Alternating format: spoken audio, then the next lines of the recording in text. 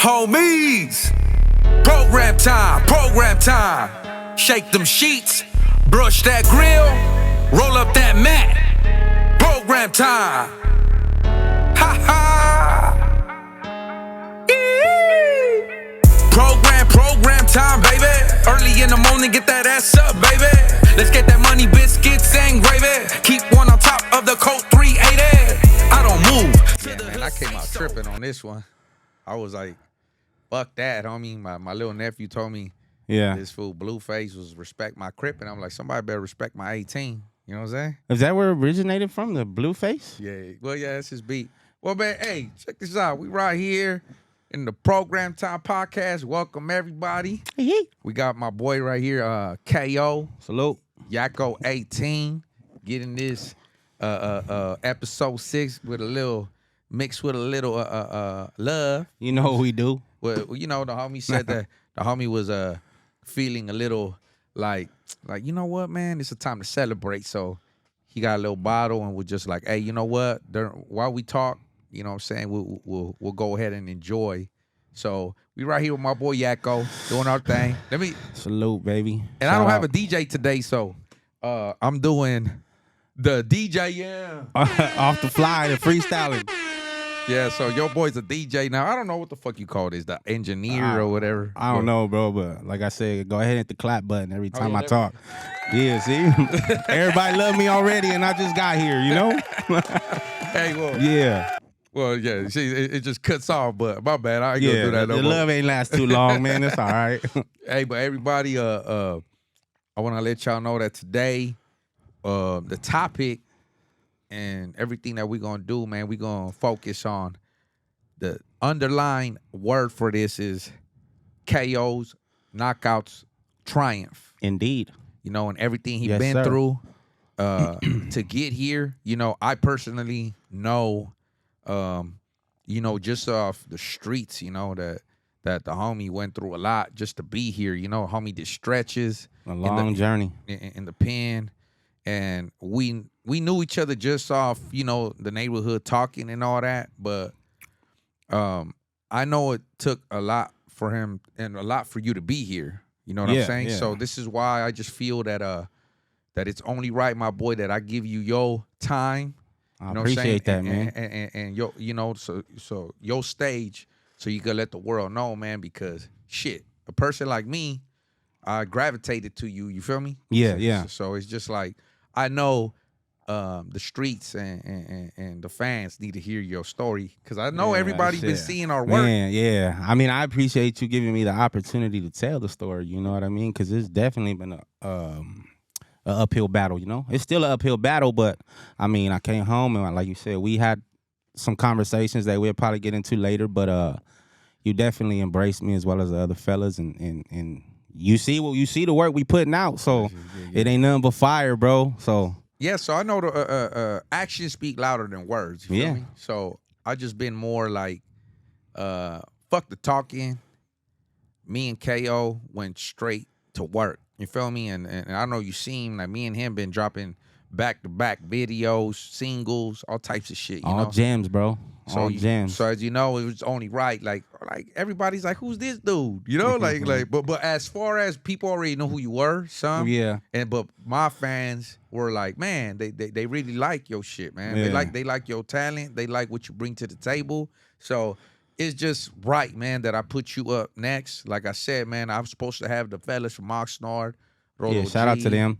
Oxnard. Those are the homies. You know what I'm saying? Like they always with us. You know, so they understand sometimes their schedule, like this weekend, they're a little busy. Yeah.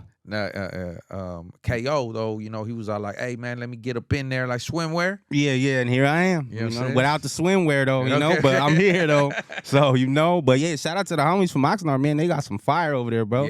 All of them dropping heat. Yeah, most definitely, man. I they're gonna be coming up, and then also we're gonna have the homie Baby Gangster. From shout out the homie. Yeah, 666 Records coming through. Yeah. And you know, like he's out. He can't wait. But yeah, he ready. You know he ready. That's a good homie right there. Shout out the homie, man. Baby Gangster, man. Yeah, my boy got a lot of wisdom. Yeah. I actually had a chance to be in the studio with him recently, and my boy got a lot of energy. talented than the Yeah, motherfucker. he definitely bring it to the table, man. Shout out to homie, and I speak to him every once in a while. He definitely give me some words of wisdom. That's a good homie though, man. For sure. So, like I said, man, today we're going to emphasize on Knockout's story of triumph. And if you allow me opportunity to address the fans, on me personally, like Yeah, of on course. just a follow-up, I want to let everybody know out there that, I wanted to thank y'all for staying solid and still staying tapped in with and checking out the homie Buckwheat's podcast. You Yeah, feel me? shout out Buck, man. Cause the homie, Buck the Great. Buck the Great. Buck the Great. We're Yeah. very we have humble beginnings, you feel me? Like we're very we come from the straight gutter, So Yeah. so to have an opportunity, you should have seen Buckwheat. He was very nervous, excited. He had a lot of and amped up and Yeah. pumped up cause That's all the time. that's Buck. Buck. That's Buck. But he was very grateful for your guys' reaction. Yeah, most definitely. and love. So thank you guys you guys create that. You guys bring that to him. Yeah. And look at my boy. He's been fucking shooting videos now. He's been Man, like, hey, we outside. You know what I mean? We You heard the outside. song. We outside, baby, man. we doing this, yes, So so the homie that actually gave him like fuel to the gas. It kind of not Yeah. because he was already on the grind, but that Yeah. shit woke him up like. yeah, woke up the monster inside of him, huh? Yeah. So he's working now, but thank you to everybody, man. And Yeah, appreciate that. I want to let y'all know too, man. Personally, that I'm very blessed. I feel blessed. I do wake up and think like, damn, man. I feel very, very humbled and blessed to have a platform where I could, put people on the stage and then, to let the world see their talent, to let the world see what they have to offer to us, and Yeah. also tell their story and entertain y'all. So I feel very, very blessed to be able to do that, man. And I think sometimes that can go overlooked. People don't really see how much it is that you do for Yeah. some of the homies and not just homies from the neighborhood. Like you righteously deal with people that you feel like have talent, and you extend your hand and give opportunity. And like I said, I don't want to say it's lacking in the game right now because you don't see much of certain artists working with people that ain't really got like a big following because everything's about social media. But you just do it the righteous way, bro, and that always comes full circle. You know what I mean? When you do righteous acts, it comes back full circle. Right, bro. yeah, I appreciate that, dog. Yeah. Because I do want the fans to know, like, I could easily, put like somebody that's like trending on social media and just have them here, and everybody's doing that. Like, oh, I want this person because he's hot. Like, to me, I'm Yeah. sticking to my own dialogue, to what I got to do. So first and foremost, what I got to do, in the way I started, is telling my story. Then it went to Gangsta Wish. Yeah. Then it went to Buckwheat, and definitely going to KO. And why? Because yes, these are my homeboys We out here. from my neighborhood.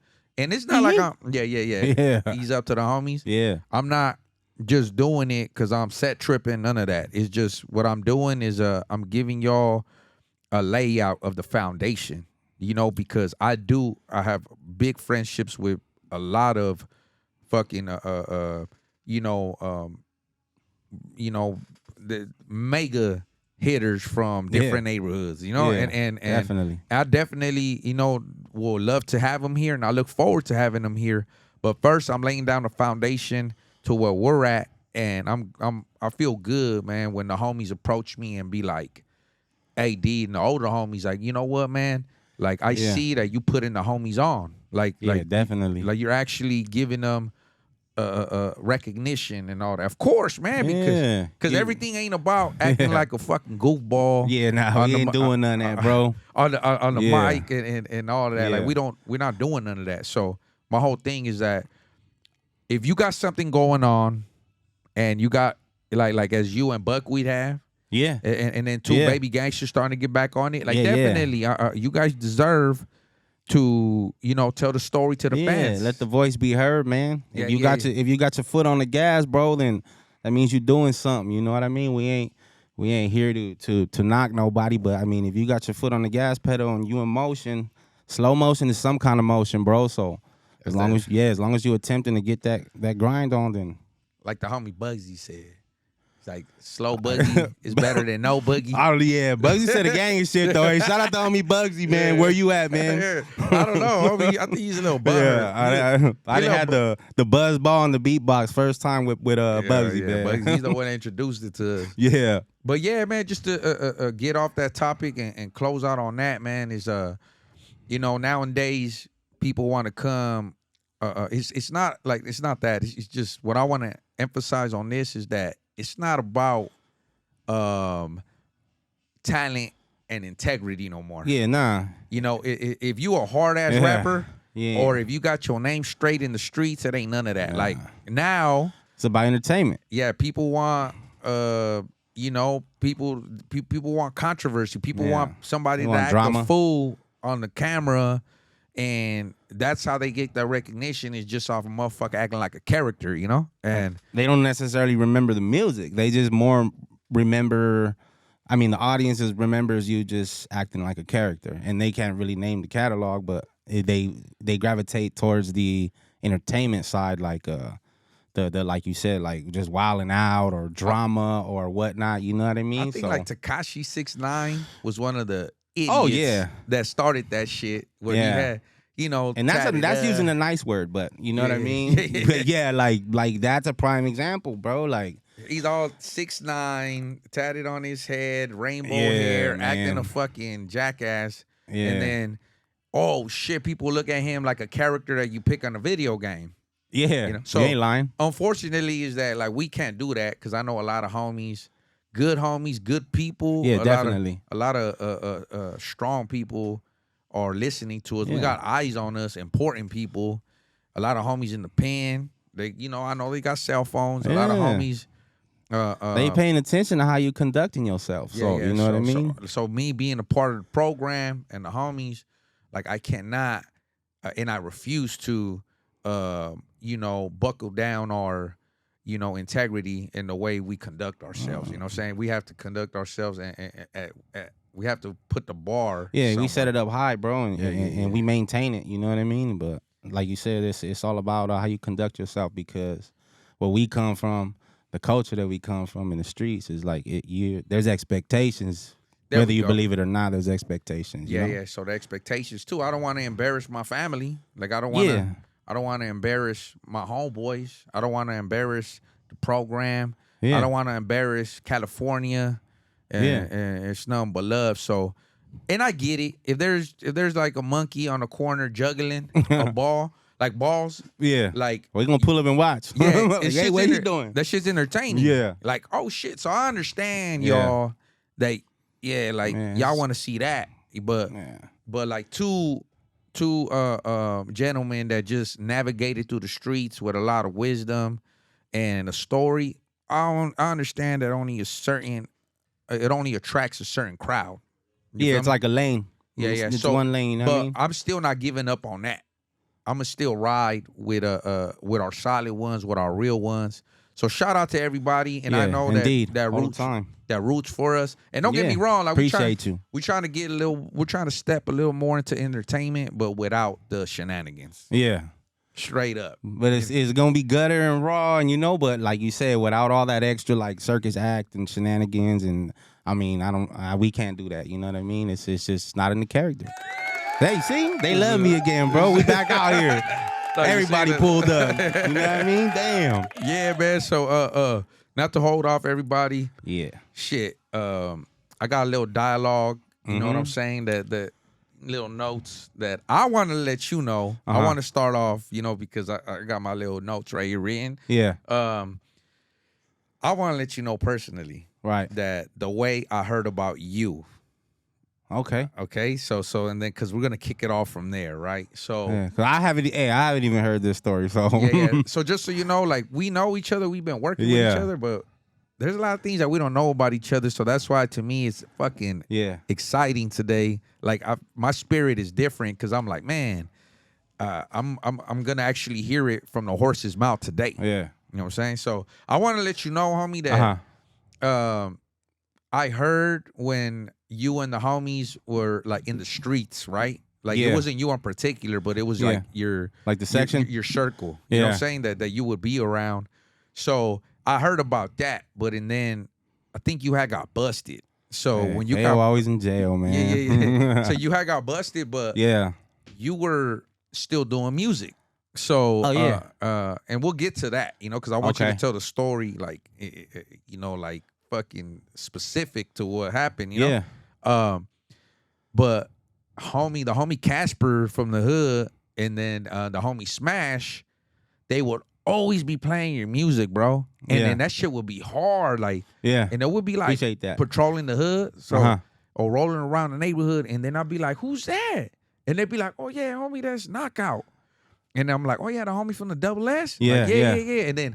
And then like, yeah, I'm like, "Yeah, I heard about the homie." But and then they just had you on repeat, dog. Oh, no way. I didn't know that. On the Damn, hood, fool, shout out so- the homies for putting me on repeat, Yeah, bro. yeah, Casper- I appreciate that. Shout out Shout out Casper and Casper. Smash? It's right? Smash. Smash, man. Yeah, I sent mine, bro. Hey, those two homies was having you on repeat. So what that would do is the little homies would hear it, or the homies around my circle, Okay. and then now they'll be like, "Hey, put that song on." So Yeah. to me, just so you know, that's how strong like your lyrics was already. Like Yeah. you was already like Yeah. and me being a musician, I don't really listen to other people's music. Sometimes I'm just so focused on my grind. Yeah, I know what you mean. So sometimes I'll be in the hood, and then whatever's playing, that's like the homies is playing, I gravitate to that. Like, okay, yeah, I hear it. Yeah. So the homies were bumping you. I'm like, damn, that's a homie from the hood. So that's Yeah. how I got introduced to your music. So just to let you know, bro, you know, like so. Yeah, I didn't know that. That's the first time so me hearing that, Casper bro. and Smash, man, they and Casper was pushing, fool. Like he'll be like, "Hey, big dog, like when KO gets out, you better fucking work with him." And Damn. like, Hey, shout out Casper one more time, man. Yeah, appreciate that, I bro. think, were you? Yeah, I forgot. Like, who are you on the phone with? And I think they'll like put you on the phone with me, right? Or Yeah, we spoke a few times. I don't know who it was that I was talking to that we ended up talking. I can't remember. It's been so long, I think bro. it was But the homie Smash, fool. That's what I'm telling you. Like it might have been. It's just, I mean, I've had so many conversations with so many people in jail to get the origin of the story. Is like I don't want to say the wrong person, but it might have been, bro. But I remember us having conversations and yeah, because we talked a few times. yeah, when you was in the and joint, talking right? about what would be and which is now, you know. But Yeah. you know what I mean? That's it. I'm Yeah, like, like what's up, homie? Yeah. How you been? Hey, I'm here. I'm good, bro. You know, just I gotta get up. You know, I gotta clean the cell.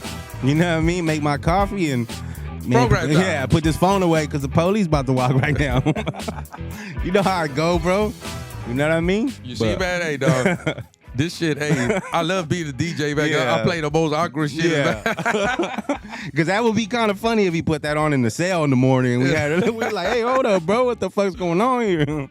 But look, man, you know, I wanted to stay focused Yeah. today, and but you know, the homie, you know, cheers, bro, to Yes, your sir. freedom. Appreciate you. You know what I'm saying? And like Yes, I tell, sir. and shout out to my boy Listo from the East Side. Hey, where you at, Listo? Yeah, Listo from the East Side. Shout out, bro. I always tell him, respect the bottle. All the time, you know. I mean, we have two sayings. You either respect the bottle, but if you don't, then anything is possible. anything is Ain't that possible. right, Pup? Shout out to homie Pups, But man. yeah, Puppet should be on his way right now. So shout out to the homie Listo and respect the bottle, my boy. All the time. And that's why I'm gonna take like a little baby zip, you know, Yeah. so because you don't want me to start ranting off on the fucking mic, tripping. Yeah, it might get a little wild, man. That shit brings out the you know, Incredible Hawk, you know. Yeah, we might drift off topic, you know. Be like, Who Hawk- knows? Yeah, Hawk smash. yeah. Or Hug smash. Hawk no smash. You know? We might just ditch the podcast and go get tacos or something, man. Who knows? Little baby shit, man. My salute, man. Yeah. But so okay, man. So moving on, bro. So we could get to know your story, bro. You know. Yeah. I want the fans and the world to know. So, how did you get your name Knockout? And also, moving on from that, Yeah. is it Knockout or is it Yakko 18? Because I also do see, and the fans do see that Yeah. you use both. You know, so first, if you could let us know how Knockout came about, like you was just knocking fools out. or what? Yeah. The name originates actually from when I actually started getting involved into the streets. Okay. we will use these, and we will fight. And I mean, once upon a time, I mean, we was thought. I mean, don't get me wrong, if I need to go there, we can, but that's not what we're here for. But I mean, we used to fight all the time at school. We used to fight on the way to school. We used to fight after school. We used to go to house parties and fight. So, I mean, that's pretty much where the name came from. You know what I mean? And just over time, it went from, because I had a another name which I'll get into right now, which kind of describes how I got the Yako name. But KO was the original name. So it was Knockout, obviously, and then short down to KO. Okay. And then since I was always fighting with people and doing shit like that, the homies started calling me Active. And I was obviously younger at the time, Okay. So it turned into Young Active. Young. So so it was Knockout and then KO for short, obviously, and then they'd be like, "What up, Active, Young Active?" Okay. And then I just combined them to make an acronym, which is Yako, which is Young Active KO. But since I'm not young and active like that no more, like once upon a time, because we on a whole new grind. I get you. You know what I mean? I don't use the Young Active. I just combined it and it became Yako. And then we just attached the 18, which is for the neighborhood, Yako 18. I feel you. Now, you know what I mean? I do ask because, there's some people that are small and then they call them Biggie. Yeah. Or there's a homie that's black and then they call him Güero. Yeah. So I want to make sure definitely, bro. I want to make sure that you were getting you were getting knocked out out there. Like they call him KO because I'm always getting KO'd all the time. He be the first one to fight, but the first one to get put to bed, man. Okay, hey, but I'm glad that you clarified that. Yeah, I wasn't getting beat up too much. I mean, but I mean, we was throwing these things, bro. They pretty dangerous, So I mean, but I don't know, man. I'm older now, so I don't know. I got them bad knees now. I mean, who knows, bro, I feel you, man. So Yako 18 came from, like its acronym to Young Active KO. Knockout. Yeah, Young Active Knockout. Yeah. And as far as like when we search you for music, like can we search you on those both names or? Yeah, like if you go like on the YouTube page, I have it like I think it's Yako.ko and then I'll pop up. But if you go like if you're streaming music, it's under everything is under Yako 18. Okay. But like Spotify. Yeah, like Spotify and like Pandora. We have music there. Apple and all that. Yeah, you'll find that under Yako 18. Yako. So YAKO 18. Yep. Yeah, 18. And then as far as in my page, my YouTube channel, you'll find both. Yeah, I have the longest name on there. So Knockout and then just abbreviated.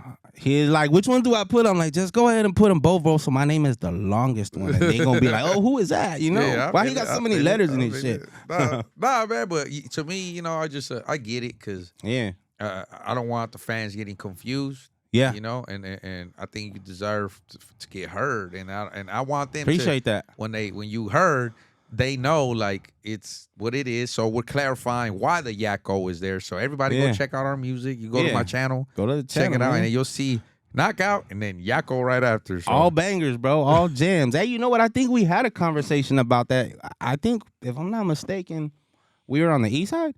With Fox and them, shout out homie Fox. We were having a debate about what name I should use because I don't know if you remember, we were drunk, but I remember bits and pieces, and you were like, "So what is it gonna be when we did Heaven for a Real one, the first one?" Yeah. And then we were like, we looked at the homies and they started debating like, "Nah, Yako's hard." And they were like, "Nah, use KO," and we were just like, "Damn!" Everybody was like, "Yeah, I remember." You remember that? We were actually filming on the block, and then the homie Chino pulled up with all the Lolos. Yeah, remember that? And then I haven't got to meet the young homie from King Cobras that's rapping. What's his name? I forgot his name, bro. Isn't it something nasty? F nasty or something like that? Yeah. F nasty. Yeah. I think his brother was there. Yeah, I believe so. Or his cousin. Yeah. So he was with the homie Chino. And then I tripped out because I think he had like a K on his face. Yeah. And I knew that wasn't a homie from the hood. So off top, I was just like, who is this dude? Yeah. But I was just like, okay. But I already had heard that like him being friends with Chino, that F Nasty is willing to, like he's reaching out to want to work with us and shit, Yeah. So to me, I'm like, all right, dope. Hell yeah. These homies, they doing, moves with the car clubs and the Lolos. Like, Yeah. why not? Like, you know, and then I asked the little homies from the east side that day, hey, how do you feel us working with F Nasty, and the little homies like his music? Yeah. You know what I'm saying? So Yeah. yeah, man. I don't know the homie F Nasty, but you know, I'm good friends with some of his camaradas from Yeah. King Cobra. But shout out to the young homie. I see him Yeah. doing his thing, and he's doing his thing like in our culture, the Yeah. old way. He you doing know, his shit. with the motherfucking, you know, graffiti in the back, Oh yeah. big T-shirt, big jeans, like Man. looking banged out. Like Yeah. that's the way Got it was. That G look, G look, yeah, homie. So there's some homies that haven't let that shit go. You feel me? So Oh yeah, I mean it's still very well alive. You know what I mean? Don't mistake it. It's I mean the trend has kind of changed, but like you said, that look is still very much alive, oh, yeah, bro. can't You know what I tell, man. mean? I got this jersey on. And hey, I don't have this jersey on because I'm a Raiders fan. No, I got this jersey on because it's not even a Raiders. It's a 18 jersey, and it's Manning. Like he is. Oh yeah, okay. It's So a when he was Manning when jersey. he was with the Colts, When right? he was with the Colts, but Yeah. it was a gift from Gangsta Wish. Yeah, shout and out it was Wish, black. man. I was like, wow, this is a dope ass jersey, you know. And then Where you find that at, Wish? Let me know. I don't even know, bro. But and two, the hat is the B hat is because for best. Yeah. So Definitely. like you know, you ever heard that you get your split wig over the last? I mean, behind the wrong fitted cap. Yeah. Like that. Yeah. Around here we. Yeah, that's the Malay rules, man. You wear the wrong hat. Every hat stands for something. You know what I mean? So Yeah, man. So yeah, you know, I got this, and then I got the B hat for best, and then I got the LA Dodgers jacket for LA, baby. Yeah, so, definitely. And then like you got the Lakers. yeah, Lakers. You know, I got the West Factory shit. Shout Shout out out to the West Factory. Yeah. What up, Smurf? You know, everybody that's in the West Factory, it takes part in it. You know what I mean? Hell But yeah, Smurf, I mean, Dumbo. Shout yeah. out to the homies. You know Yeah, what I'm most saying? definitely. We got a lot coming on that too, man. Clothing, yeah, podcasts, all that. motherfucking filming too. Yeah, stay tuned, man. They gotta stay tuned because we got a lot of stuff on the way, a lot of projects in the works. You know, I mean, we got stuff that we did a while back and haven't even put out. So you know what I mean? We've been grinding, man. I mean, for those listening, tell the people that not listening to listen because we got a lot of good stuff coming out, man. Oh shit. Yeah, bro. So thank you for elaborating on Yeah, definitely. on you know the whole West Factory thing. But what I was trying to you know underline was the we were getting the opinion from the little homies from the east side. Yeah. And then when we did Heaven for a Real one, so we was undecisive. Yeah. Was it 50-50? Yeah, That it they was- wanted it was- Yako 18? It or was they wanted- conflicted, bro. It was like right down the Knockout. middle. They were like, they were torn between the two. So, because I couldn't be like, oh well, it wasn't a decisive decision where it was like this is the name because 10 homies wanted it and one homie was like nah. So I was like, we just gonna use them both. I mean, you know what I mean? Yeah. So just so you know, we were in the middle of filming, and then the homies pulled up with Lolos to support the video. Unfortunately, some of those Lolos didn't even come out in the video. Sometimes I know, yeah. Sometimes we film and then we don't like really like incorporate everything in the video. But shout out to the homie Chino from the east side pulling up, and then also the brother from King Cobra, Yeah. F Nasty. But back to that, I asked all the little homies from the east side, should we remain with Knockout or should it be Yako 18? And then it just became undecisive. So right now, you could look him up both, Knockout and Yako 18. you know? Yeah.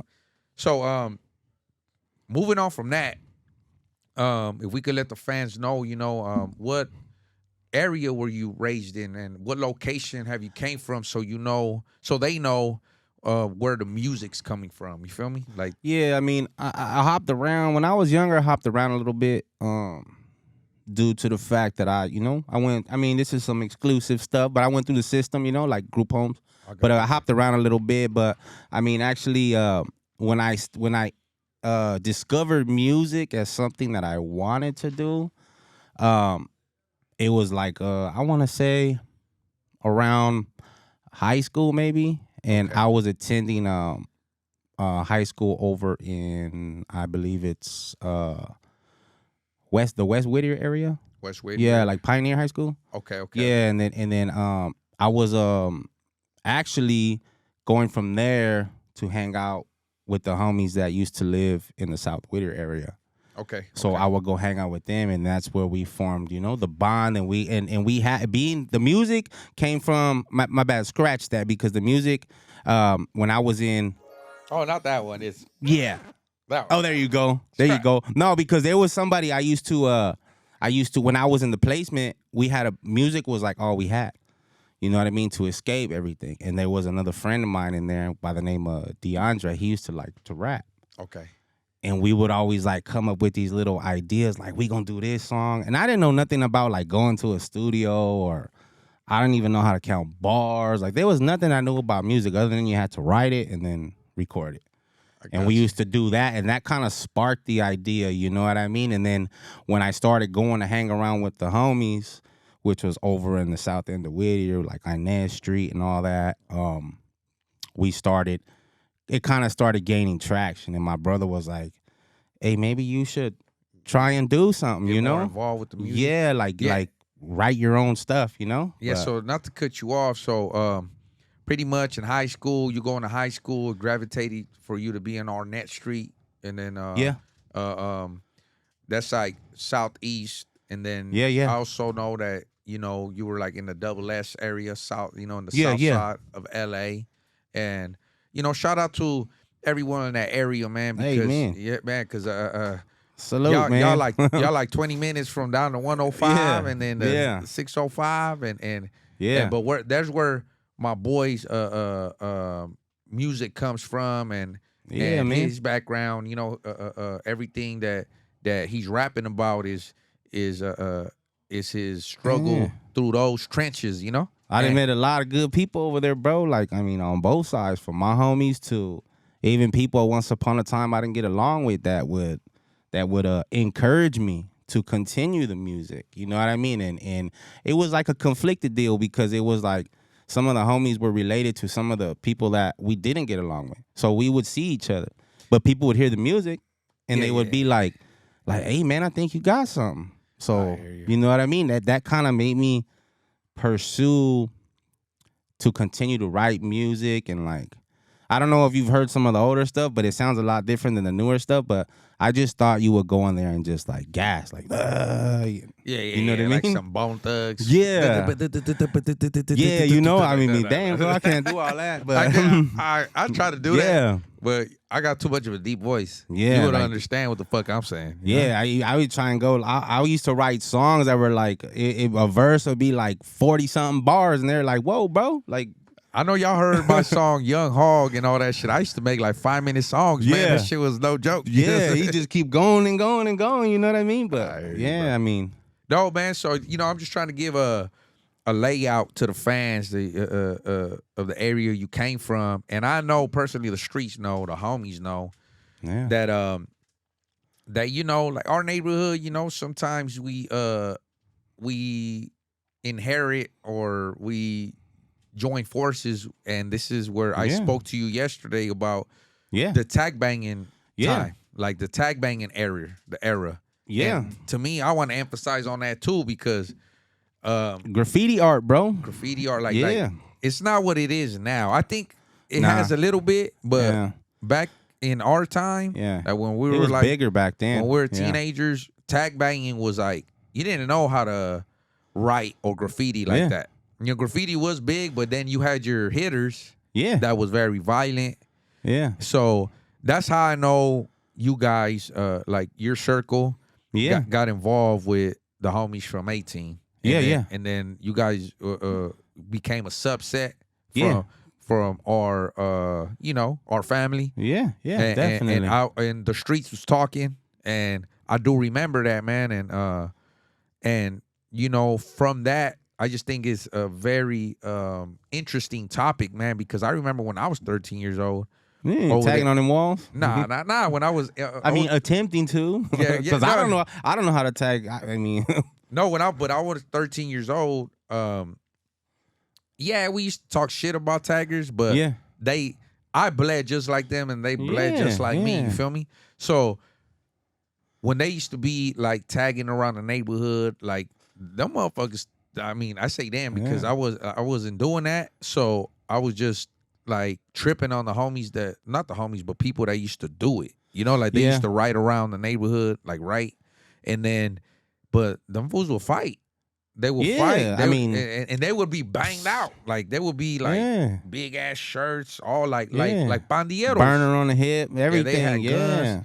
So I remember like my feuds, like around my area was like, EK, KC, or like Dub 2K. Like I'm not trying to give them like Yeah. recognition on that, but I just Yeah. remember that everyone, there was all types of crews popping off. Yeah, there all is like all kinds of crews, and then they all didn't get along, and these would click up, and I mean, you know, I've seen. I mean, shout out to the dudes who do the graffiti art, bro, because I seen them do some wild stuff, from hanging off a freeway and putting some nice work up to going to the. I seen taggers in the county, bro, and they got to get boo-bop, and they put hands on the homies, and that's not a knock to nobody, but I mean, I'm just saying like that would differentiate the two, like, because you had taggers that would be more into the art, and then you had taggers that were more on the destructive path, Tag banging. yeah, on the tag banging path. So I think that, like, with the friends of mine that I grew up with, the ones that were more into the graffiti art, and that's not a knock to them saying they weren't, however you want to put it, with the business or not, because they were, but they were more into the art of graffiti, like.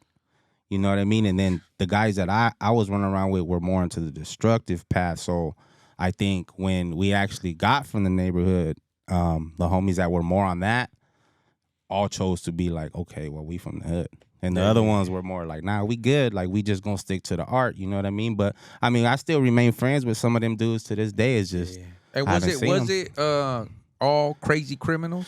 Yeah, it was Crazy Criminals. Then we had another one, which was Dub ST, which was another like faction of us. And then we had which was like, okay, it was that, and then like the homies who had little brothers, okay, they were DF Dub. So those were like the younger homies. You know what I mean? And like I said, I talk to a lot of them still to this day. And I think I actually been like to some video shoots of yours, and you have some friends there that I pull up with like my brother Tiz. Shout out to my brother Tiz, my brother Danny. You know what I mean? And I've known them since way back then. You know what I mean? And to this day, you know what I mean? You see, they come, they support. Like, they're like, whatever we can do to help. But we go way back, bro. Like, way back from having. I'm talking about nothing to eventually gaining something to trying to get a lot more. You know what I mean? Man, I think that's the one that we all love, his laugh. Yeah. He got a crazy ass laugh, man. Yeah. Shout out my little bro Danny, man. Hayes, man. Yeah. That's the boy. Yeah. Hey. Yeah, I love him, man. That's the bro. Yeah, man. So like in our section in Inglewood, like there was in the hundreds, OST, you know, and a lot of gangs, like, they flourished from recruiting a lot of people from that crews. One? Yeah. No, not from that crew, but from tagging crews. It's period. in general. Yeah. Because I'm talking at it because I know I'm talking to a whole broader people. Yeah. Like I'm trying to like they know too, their neighborhoods flourish too. Yeah. Off taggers. Yeah. So like our neighborhood did too. There's everyone that comes from the West Factory to everybody that helps us, camera crews or whatever. They used to be a part of these tagging crews that now definitely some of them joined the hood, some of them didn't. But at that time, tagging crews were really like, you had to be strapped up. Yeah. You were squabbing. You were doing the same things. Yeah. You were either fighting with the other tagger crews or you were fighting with the surrounding neighborhoods to try and get you in the neighborhood.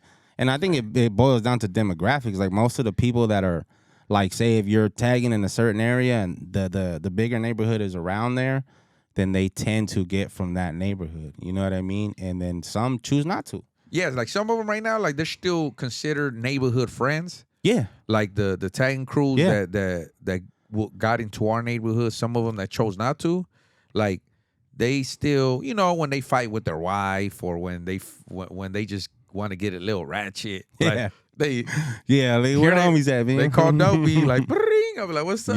He's the 18th Street hotline. And then they be like, I'm like, oh, okay, so you got into it with your girl. Yeah. Okay. So come through. Yeah. We out here. Yeah, come pull up. So they pull up. Yeah. And they know, homie, like, we. Yeah. So, but damn, they'll fucking squab with us at the gas station like yeah. with anybody. Oh, Like, yeah, hell you know what yeah. I'm saying? Yeah. They might have the blower, but their shit is registered. Yeah, bro. I didn't. I'm telling you, I done been in some melees with the homies that like they're just like about the art, and man, were fully with it, bro. Like, Yeah. It's just I just think like some people just deciding not to get into the gang life. I get it. yeah, I man. respect that. You know. It is what it is, but I'm glad to see even some of them that chose not to get in the gang life. Yeah. They still very fucking destructive. Yeah, they in and out of jail. Some of them doing a long time in jail. That's like the residents. Yeah, That you we know what I consider the mean? But residents and shit. I mean, shit.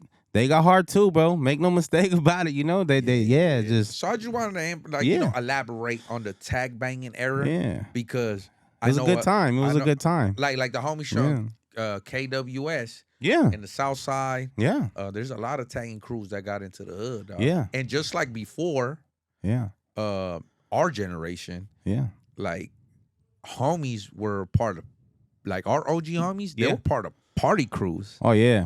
Car clubs, party crews. Yeah, car clubs and pop- party crews. Pop blocking. Yeah, they used to. I remember when I was 11, Yeah. 12, in Inglewood, and homies used to bring out the cardboard box on the floor and start fucking Yeah. doing the head spin. Doing a windmill. Was it Yeah, called the windmill? windmill. Something like that. The And worm then- and all that crazy Yeah, stuff. and man. that shit was hard though. Yeah, hell yeah. So I was even pop blocking. Yeah. Like I don't know if you see the OG homie that raps Midget Loco. Like I'm aware of who he is. I don't know if I've Yeah, seen. He still pop blocks? well, yeah, he does some videos and I seen that he pop blocks. Or Okay. like if you guys checked out the movie Colors, Yeah. when Frog when they go to his Yeah. neighborhood, He over and there then- pop blocking? no, they see like the little youngsters like in the hood looking all like hard, but they're over there Yeah, they fucking pop blocking. blocking and Yeah. shit. That was the shit. Yeah. Going to party crews. Going to parties like party crews and all of that. Some Yeah. party crews formed into gangs. Yeah, they did. They turned into gangs. Yeah, from party crews. Yeah. So they came from that, and then our era it was just tag banging, and then some of those tagging crews became neighborhoods. Yeah, the whole crew itself became a neighborhood, Became and a then some just gang. kind of factored off into. Yeah, or some of them became cliques Yeah. of other already organized neighborhoods. Kind of like what we did, you know? Yeah, exactly. Well, Yeah. Shout out to the homies from Yeah. Crazy Criminals. Hynette Street, baby, we in the on that house, street, you know? what I'm saying? That's something that I just, just like Nipsey or just like Young Yeah. Dopey or motherfucking, Yeah. everybody wants to know they section. Because Yeah. our neighborhood's big. You know Yeah. what I'm saying? So to Yeah. me, man, like, I Definitely. always want to know where it flourished off. Yeah, like where it originated from. Yeah, exactly. So you're Yeah. saying from there you met your friend, what's his name? Which one? With the D? Danny? No, No, how we became. how you started rapping with you're at That's like when I was in high school. My friend DeAndre, but I was in a group home with him at the time, and we used to go to the same high school though. But when we started being in the group home, because when you leave the group home, you can't go nowhere. So we would spend a lot of time on music, and he would be like, "I want to rap." So that kind of sparked the idea. But then, so you never knew before that you could rap? it was never like something that I How thought old are you? about, huh? How old are you? At that time, I want to say like 15, 16. Oh shit! All right. Yeah, but I didn't actually record a song till I was like way older. But it was more like I would just jot stuff down on a notebook, and then it just never went any further than that. You know what I mean? But he gave me the idea about doing the music, and then when I actually what gravitated me over to that section over there with the other fellas was I left the group. I ran away from the group home. Okay. And I hung out over there, and we would always like Danny would be with me, my cousin Juan in Atlanta. Shout out my cousin Juan. We'd be out there late night drinking, listening to music, and I would just kind of like be drunk, trying to rap, and it just snowball effect, bro. Just bigger and bigger and bigger, and then I started writing music, and then I got in. I think I got busted, and I came out, and my brother was like, "Let's get in the studio," and he had some dude that would cut his hair. And he played beats, and he brought me some beats, and I wrote to it, and the dude liked it. So I recorded, I think it's a song called Straight Up Nut or something like that. It's on my YouTube channel. It's old. Shit, it's old, bro. Okay. Yeah, and that was the first one, and they liked it, so I was like, okay, I'm gonna keep going. And, So you know, yeah, man. So you hop straight to the next question I was gonna ask is like, how did you first fall into the romance of music? You know, like how you yeah, got involved with it. So you explain it there. You know how you know, escaping from motherfucking group home, and then yeah. I mean, there's a lot of things you deal with in those environments. You know what I mean? So everybody needs an outlet, whether it's drinking, smoking weed, music, dancing. Music was an outlet, and being that I spent so much time with the radio, I just kind of started trying to imitate what they was doing on the radio. You know what I mean? So that kind of, with the homie being like a room across from me, that's how it sparked the idea of creating music. You know what I mean? you want to know a fun fact real quick? Right Yeah, now, of course, just yeah. reminding me, fucking fun fact. Hey, everybody's back. I knew they was pulling up. I know they didn't go too far. They go to homies like, hold up, Yeah. don't clap too hard. Yeah. Okay, fun fact, right? Is fucking when I was a kid, right, just kicking in the neighborhood, I used to always be in like a fucking van. Yeah. I probably spent like 2,000 on a hard ass fucking sound system, tweeters, Yeah. fucking- Bumping. Yeah, I used to have like 10 homies in the van. Bumping. You know what I'm saying? Yeah. It was like a fucking it was one, you know, the homies on the Astro van back in the Yeah. days, like Yeah. you know what I'm saying? Like it was all G'd up, but I used to always be bumping Zapp and Roger. Oh, yeah. You know what I'm saying? So, and then too, we'll park, we'll go outside, and then Yeah. I'll just be bumping Zapp and Roger from number 1 all the way to the end. It was a Zapp and Roger greatest hits. So Yeah. Little G used to be around there. You know the homie that makes music. Yeah. Shout out to homie G. Yeah. Yeah. So Little Yeah. G used to be like around me sometimes, and I guess that's his memory of me.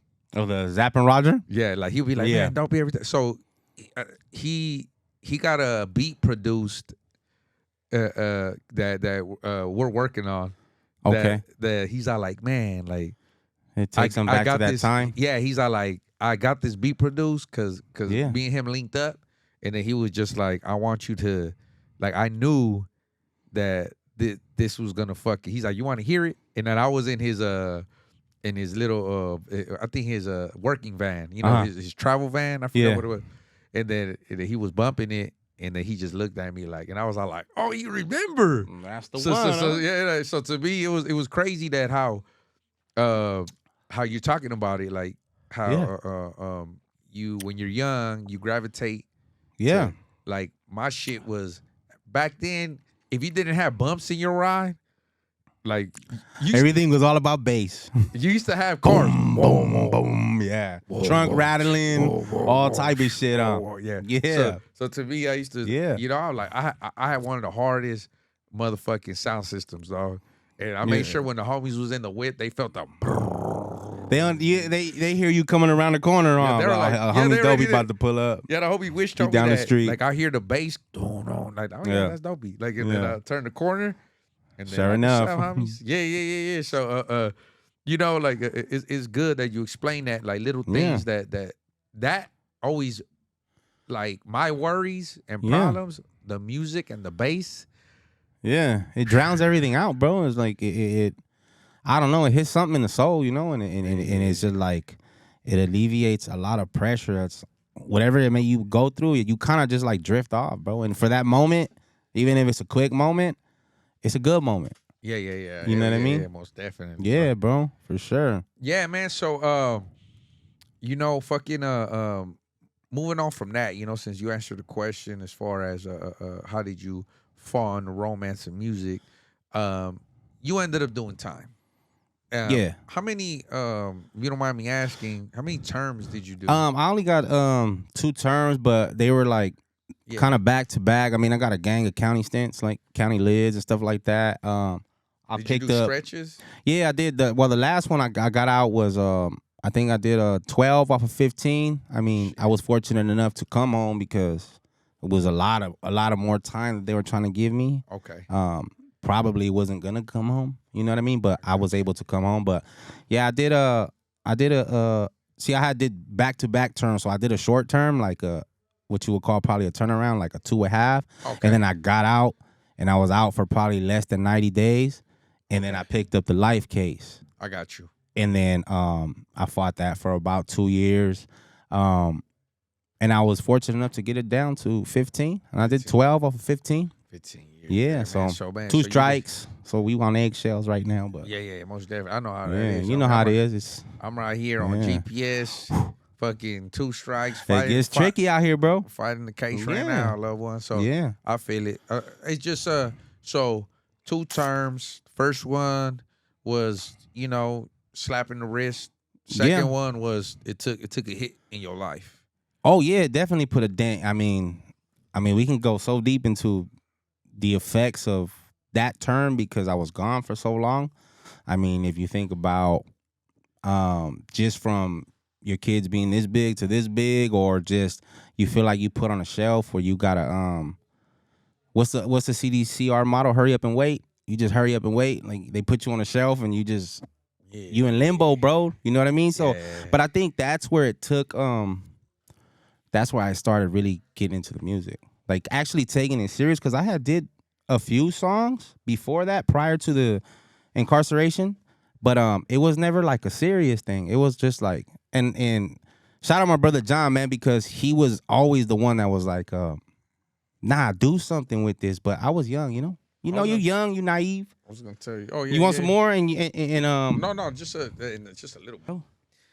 Yeah, man. So me myself, just to explain the dynamics of that, like doing a stretch like that, like you lose a lot. You lose a lot. You lose a lot of opportunities. Most importantly, time. Family, time. Family passes away. Yeah. You lose like what you call it, like high school sweethearts. Yeah. You lose women that you love. Yeah. Wives. Sometimes kids grow up and then they disattach from you. And then friends, homies that you was gangbanging with when you was kids. I went through all of that. You know what I'm saying? So I know how it is. Yeah, it's rough, and bro. That's why I know like what you went through, bro. Like without you saying, I'm just like, man, if he did this much time, I'm sure he had his share of losses. You know what it is? You know what? I think a lot of people tend to forget or maybe not realize or not want to think about. But I think prison is like the physical part of prison isn't hard because that's what we used to doing. Yeah. Fighting, being violent, destructive. The hardest part about prison is the mental state, bro. Got you. You understand what I'm saying? Like being away from, like you just spoke on, your family, your significant other, your kids, your whatever it may be, your dog, like the separation part, and then you sit and dwell in your cell on that. That's the hard part, bro. Yeah, man, there's a lot of regret, but at the same time, we don't break it down though. Nah, definitely not. So that's one thing too, is that we stick to integrity, we stick to our, and it's kind of fucked up. It's a double-edged sword, but yeah, definitely. But one thing, man, is that it gives you a lot of character. Yeah. And gives you a lot of wisdom. Yeah. And I just like on the way over here, bro, I was just telling my son's mom. Yeah. Like, I love the hood so much, baby girl. Like, you don't understand how much. Yeah. And then she'll be like, well, like, you know how somebody, your significant other, is gonna tell you that, like, that could be your good or your downfall. But yeah, I told her, like, I don't think I wouldn't be who I am, Young Dopey, without that, or my company, the 6th BLK Records, or anything, or any of my stories. Like, look at this song in the background. That's 3 wins, 0 losses. I had to grow my hair and fucking high power in the county jail. I think you should bring back that look. Nah, but no, I had slick back hair. Oh, okay. But it was COVID, so yeah. So they didn't. We couldn't get haircuts. Oh yeah, because you got to share the clippers or whatever and all that stuff like that. Yeah. So COVID didn't let us, and then we couldn't even get day room because they'll put you in the day room with 4 other inmates, and we'll be chained up though, like in the table. That don't make no sense though, huh? They're gonna not let you use the clippers, but they're gonna chain you up with the cuffs. No, but we couldn't get day room either. Oh, okay. So and they do that as a step down program to try to put you back into the main line. Yeah. So my whole thing is that, yeah, man, I have my stories to be like, I wouldn't be able to tell my stories or have these stories Yeah. without what I went through. So I told her that's why I love the hood. But at the same time, yeah, man, being a warrior Yeah. for the neighborhood, Yeah. like, and going through what we had to go through, we lost a lot. Yeah. But even though we lost it, it didn't go in vain. Like, we still stood strong, and we still maintained who we are. And Definitely, bro. Integrity goes a long way. Morals, stuff like that. But I mean, you go through things like that, and I think the struggle helps you appreciate the success part. You know what I mean? If you're on that path, because there's homies that they love what they do and they're gonna do it forever, and that's not a knock to them, because that's what you do is what you do. You know what I mean? But I think going through the motions and then trying to better yourself and create a better life and opportunity for others, through that process, you build bonds and relationships, bro, with people, especially behind the wall. Because I know a gang of good homies behind the wall that they ain't gonna come home, and you get game from them, and they be some of the happiest dudes on the yard. I mean, I don't know if happy is the word I might want to use, but they're always positive. probably in peace. Yeah, like, okay, this is what I'm doing, but look, little homie, you need to do it like this and do it like that. Because I remember when I was doing what I was doing behind the wall, there's a homie by the name of Pequeño, PQ, Rancho Park, right? And he's a lifer, you know what I mean? I was there on the yard with him, and we were doing whatever we were doing, and I don't know if I ever told you, but they had in Delano and A Yard, they had the dog program. Yeah. And a lot of people were like, we're not gonna do that. I got you. You know, people would frown upon the program. And I remember I was looking at it on the wall, and I was like, nah.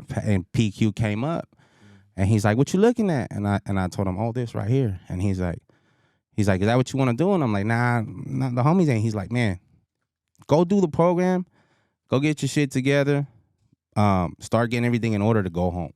And he kind of put the pressure on me, you know? And then I went, and I don't want to say I started the trend, but I know from after me going, other homies started going. I got you. And, you know, I don't want to be like the guy who started that, but I did notice there was other people when I would be on the yard, and they would be like, what's up, I'd be like, hey, man, pull up. Like, boom, and people started going. And there was homies that were lifers there that went home. Like, and I wasn't going to go, bro. But PQ was like, go to the program, you know? Yeah. So there's homies that are going through it in there, though. Yeah. That not only that, but they have peace within themselves. Not only that, but they have they have that confidence to know that they remain 10 toes. Yeah. 10 toes down, and they got influence. Definitely, bro. Definitely. They're trying to use their influence to a more positive. Yeah, you know what I'm saying? definitely. So I do remember too the dog programs. Yeah. Like to me too, it was funny at first. Yeah. People would be like, oh yeah, there's dog programs on the yard. Yeah. But I actually seen chatted up individuals, Yeah. homies, G'd up, G's, Yeah. that been in prison their whole life With a dog. from a teenager. Yeah. And never had a compassionate partner, like Yeah. to share some type of compassion or like I've seen these dudes tear up, but I think that's why they did it, because some of these dudes like they're no lifers, emotion, bro. Stone cold. no emotion, stone cold individuals, and but once they started doing the dog program. It's only like for 6 months, I think, or 3-4 months. Actually, it's shorter than that. The one I did was like 14 weeks, 14 to 16 weeks, which is like 2 months, right? Yeah, so 2-3 months. so they bring right. they bring like abandoned dogs, right? And like Yeah, they're like rescue dogs. like rescue dogs, from shelters and shit. Yeah. And then you gotta train them, like, cause they might be scared of humans. Yeah. So and then, like, I remember some of the older homies or anybody, just a young homie that was trying to go home, because they give you time off your sentence, right? I think you get like a milestone. I got I think it was, I want to say 30 days, 60 days off. You get a milestone when you would complete the program. It's like a college course milestone. The same thing. I think it's 21 days, a little more than that, something like that. I got you. Yeah, so they give you a little bit of time, but it's like when you're doing a gang of destructive stuff, it looks good in the C file incorporate something in there. You know what I mean? And not, but it also gets personal because me, Yeah. I got 2 dogs now too. Yeah. So now, like, I love them with all my fuck. Like, Hey, dogs are crazy, bro. Shit, you know, I got real close to them, so I know how they feel now. Yeah. Because to me too, and I, like me seeing their eyes water up, like, cause you got to give up the dog after that. Oh And yeah, that's rough, so, bro. So that's what they're telling me, like, man, like, Yeah. like this dog relies on me, like I gotta feed him, I gotta walk him, Yeah. and then, like, I started seeing the psychological, the mental thing that it did. You know what I'm saying? So yeah, man, just back to the influence of the homies that are in peace and like, nice looking, man, with all the wisdom. Appreciate all the game they give us, man. Older homies that they really give you a rundown on some things that you probably never think about, But there's a lot of good homies that are behind the wall, So shout out to them, Yeah, so not to get off course with that, man, because I know you did a few terms and all of that, like I do. The next question is that during your prison sentence, or this last sentence, or I don't know if it was the last term too, like you were recording music. Oh yeah, inside, right? Yeah. So but like I know personally being in prison that it's fucking hard, bro. It is.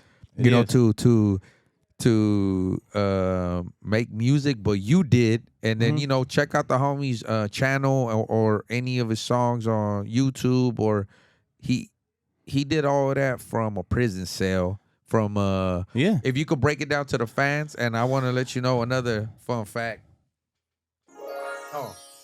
I'm waiting for the genie to pop out. Another fun fact. Fun fact is that my first album I dropped from prison. It's called the Trouble album. So I know how it feels to feel like accomplished. The picture of my fucking cover was actually taken from a cell. Inside a cell. The one in blue, right? Yeah, in blue, yeah. And then I collaged it around, and I was able to use a cell phone to call a videographer. I mean, a graphic designer. Oh, okay. And then give him my ideas. Call an engineer. Shout out to Siphon, man. I hope Siphon did all that. Siphon, he engineered because I left some songs out here. Oh, okay. And then I filled in the gaps with features. Oh, okay. So I didn't actually record it like you. Yeah. But I dropped my first album from Wasco State Prison in California. So I remember when it came out too.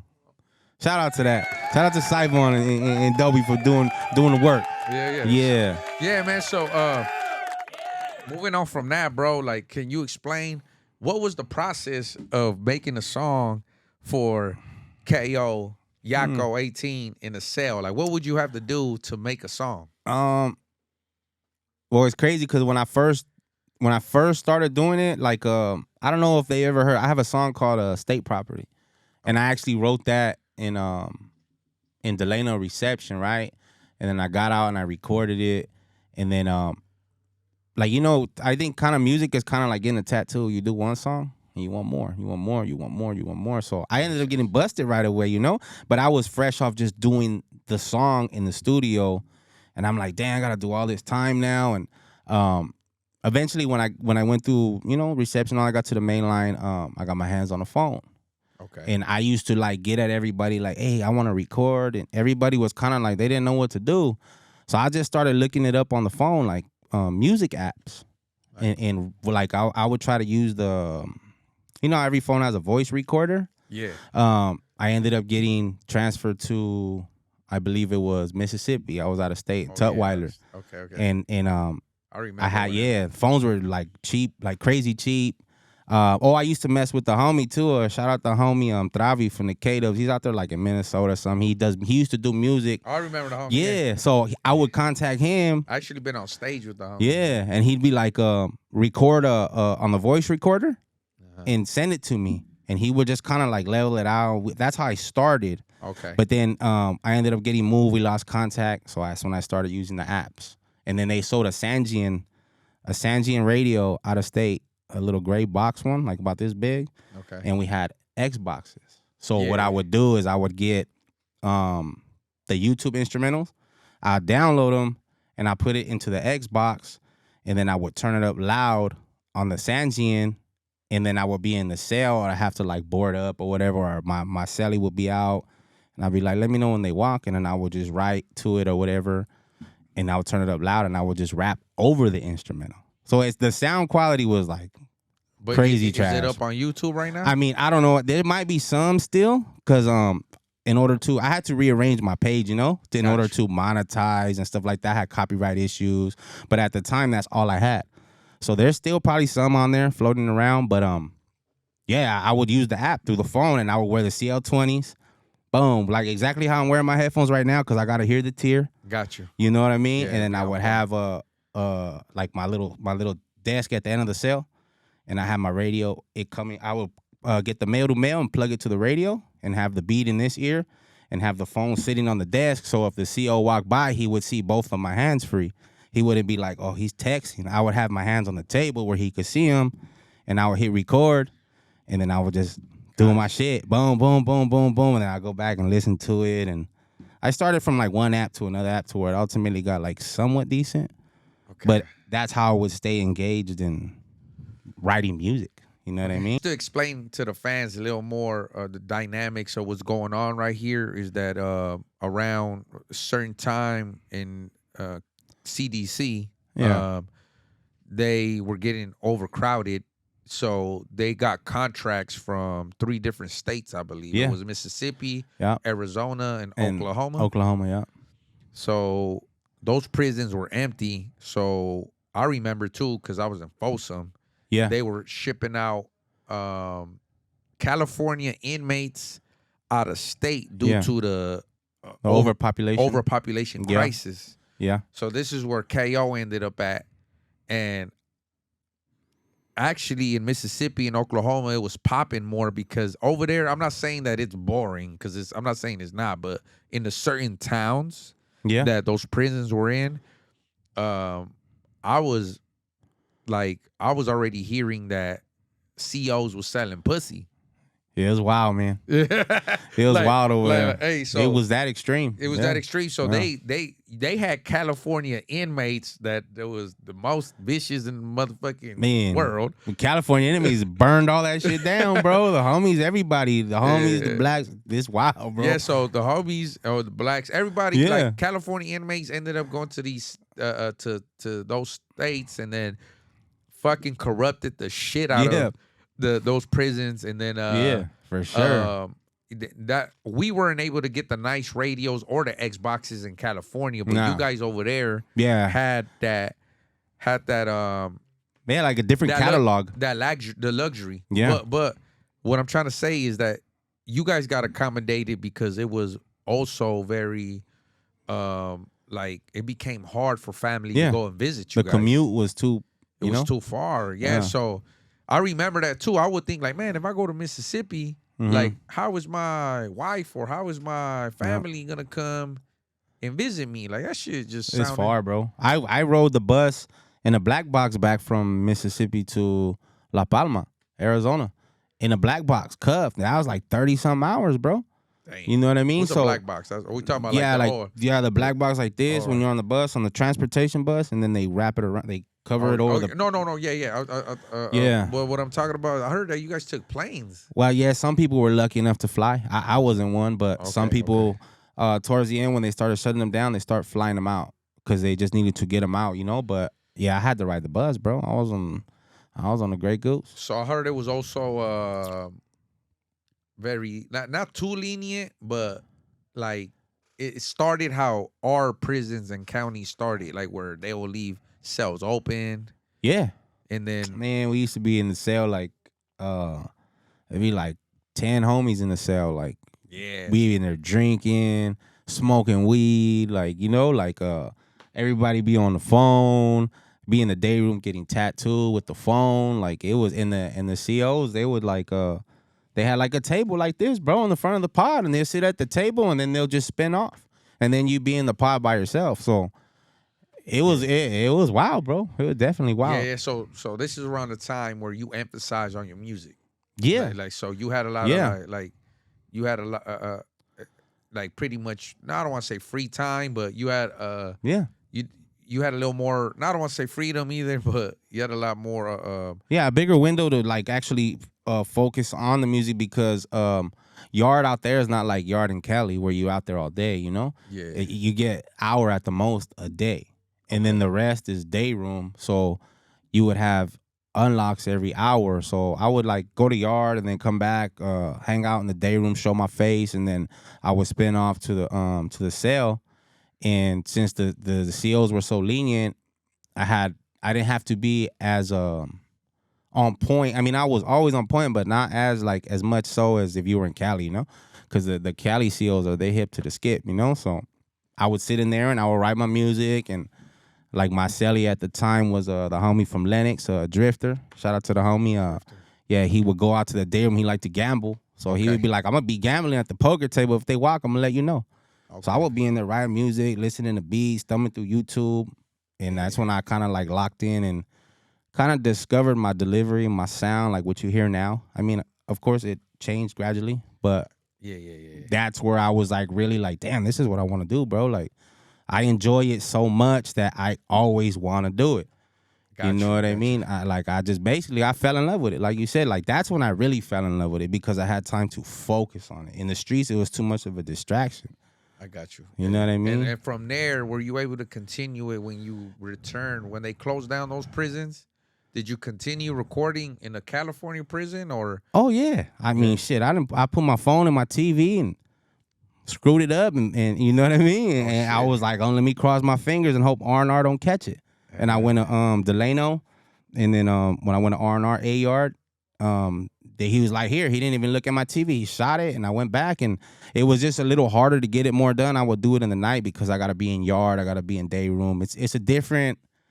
How do you say? It's a different environment, a different set of rules when you're actually back in Cali. So I would have to be in the yard more often because it's all day yard. Got you.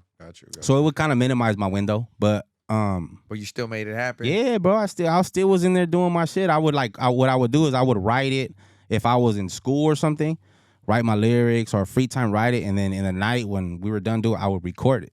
You know what I mean? So, what songs like on top of your head do you remember like that was like your favorite of the ones that you made in Mississippi? Or if they're still out, or in California recently before you got out. I think I have a song still on my page called Boof. Like BOOF. Like I remember my son's mother was like, "Oh, you smoking that boof?" She said something like, "You're smoking boof," and I'm like, "What the hell is boof?" And I guess it's a reference to like some bunk weed or something like that. Okay. Because I'm not really a weed smoker, you know. All right. So I was like, "Oh, okay," and then I was like, "That's what it means," and then I wrote a song called Boof. You know what I mean? So that kind of sticks to me. I had another song too. I can't really remember the name of it. I think I have it probably on SoundCloud, but these are like songs that had the copyright issues, so I had to remove them. You know? Oh shit. Yeah. All right. Okay, man. So Boof, you recorded in California, or yeah, I recorded in California off the BandLab app. BandLab, and I had the Sanjian because we went to Delano and they allowed the Sanjian to pass through because you know there's no speakers in your devices in California. Yeah. But since we were coming back, some stuff they would like my TV has speakers and my radio has speakers, and they allowed me to keep it, so it allowed me to continue to work. So I would go on the cell and I would do my music and crank it up loud, and then I would like record it in the headphones, obviously, and then I would use the Sanjian to take the headphone off and turn it up loud to kind of see if I could level out the vocals. And it was never really great because people used to comment that would listen. And I shout out to the ones that listen, man, because there was people that actually listened when I was in there, and they would comment and they would be like, "Hey, man, you got to turn the vocals up," or "Your beat's too high." Yeah, like your voice. Because I couldn't really tell like from the radio, you know, like when you turn it on in the car, it's a different sound, you know? Yeah. So I started messing with that, and that's how I would just use that, and then I learned how to use like there's little different features on there, like how to engineer it, like master the song and adjust everything. So it was just trial and error, bro. I would just push buttons.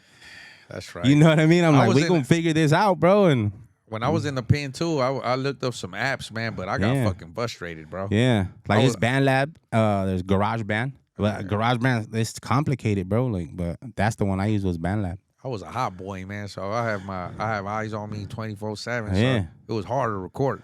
Yeah. But you want to know another fun fact? Yeah, let's hear one. Is Henny time? Is Henny time? Fun fact, because as you bring up TVs, Buzzard, shout out to the OG homie for Double S. Oh yeah, shout out Buzz, man. Tiny Devils. The homie was going home from Folsom. I was barely landing in Folsom. So old Folsom. I was coming from New Folsom. So I was getting transferred. Bam. Okay. He had left, and then I inherited his Sony Trentron TV. Okay. With it was a gray one. Mm-hmm. And around that time in the catalogs, the speakers were getting taken off every TV. So now you had to you had to put like a headphone. Yeah, you crack the CL20 or something and plug it in the but TV. Nah, like in the Sony, I had like two big ass speakers. Buzzer know what I'm talking about. Yeah. You know, and then I ended up that was the best TV on the yard. You had other races and all, you know, the G's like, hey man, how much you sell that TV Man, for? I'll give you like 400, 500 for them. Yeah, they're like, yo. hey man, what's up? I give you like motherfuckers was ready to. I'd be like, nope. The homie Snake from Southside Midgets, that boy crazy right there. Shout out to homie Snake. That was my celly too when I was recording music. Oh, yeah, man. he'll tell a story. He used to be in there. He's a little wild. I had to, we had to throw them bows on each other. Yeah, sometimes. he's off the chain, bro. I ain't seen him since he paroled, and like he was with me in 2019, and he paroled. He went home. That was the last time I seen him. I haven't seen him since. Yeah, my boy's wild, man. He out here living. He's something else. Yeah. But shout out to the homie. That's the homie. He got nothing but love for the hood. Yeah, sure he does. He well, not him, but Buzzard know the TV that I'm talking about, man. I got to inherit it, and man, so you became a like you literally had to connect certain things to be able to make. Yeah, I had to like get a male-to-male cable, and then I had the headphones, and then I would have to attach it to the phone, run it to the radio. I mean, they sell plugs, so and then if the plug don't fit, man, I take it to the homie, and he'll solder it and do all his crazy shit, pay him whatever he want, and then bring it back and attach it. And as long as we got a beat coming out the headphone and is registering on the recorder on the phone, we in business, bro. I just think that's why to me perseverance. I wanted to just show the fans how much you love music. I love this shit, man. Just to be like that. You did all of that. Yeah. And then like your actions. Yeah. You just that was actually some of your pastime. That was some of your heart and soul. Yeah. That was the struggle. That was arts and crafts, but like I lost a gang of time just with them phones to do music, bro. It set me back like 2 years, just getting caught with phone. Like, I was getting cracked with the phones, but like majority of the time, I wouldn't really be on the phone. I would be doing music. Like I didn't care about like sitting on the phone and talking to the streets. Like I was like, I want to do music, bro. So you know what I mean? I would lose a phone, and we'd be doing other things, and we'd buy another phone, and then me and my celly would piece up and get a phone, and then piece up again, and we have our own phone. So it was just to continue the music, bro, because like I said, I'm passionate about the music. I get a lot of people that are like, you too old to rap. And nah, bro, when you passionate about something, there ain't no limit. There ain't no time limitation on nothing, bro. If you love what you do it. Definitely. Simple. Like I say, like 2 Chainz. Yeah, he blew up, what, like at 40 something? Yeah. So they used to call him Titty Boy. Yeah. And then like I just recently, because shout out to the boy Pac Man, the gun man from neighborhood from 6 O's. Yeah. Like he's one of my friends, and he was getting produced by Hit Boy. Yeah. And then I see that like Instagram and or social media, everything gets reported, but there was his father that got out. I think they call him Big Hit. He's like in his 50s or something. He was in the penitentiary too. Oh, okay. So I think he's from Pasadena, Denver Lanes. Yeah. So he was he barely got out, and age ain't nothing but a number, dog. Yeah. You feel me? Like my whole thing too is there's a lot of older artists that play guitar. Yeah. Like Carlos Santana still fucking out there, like be playing his shit.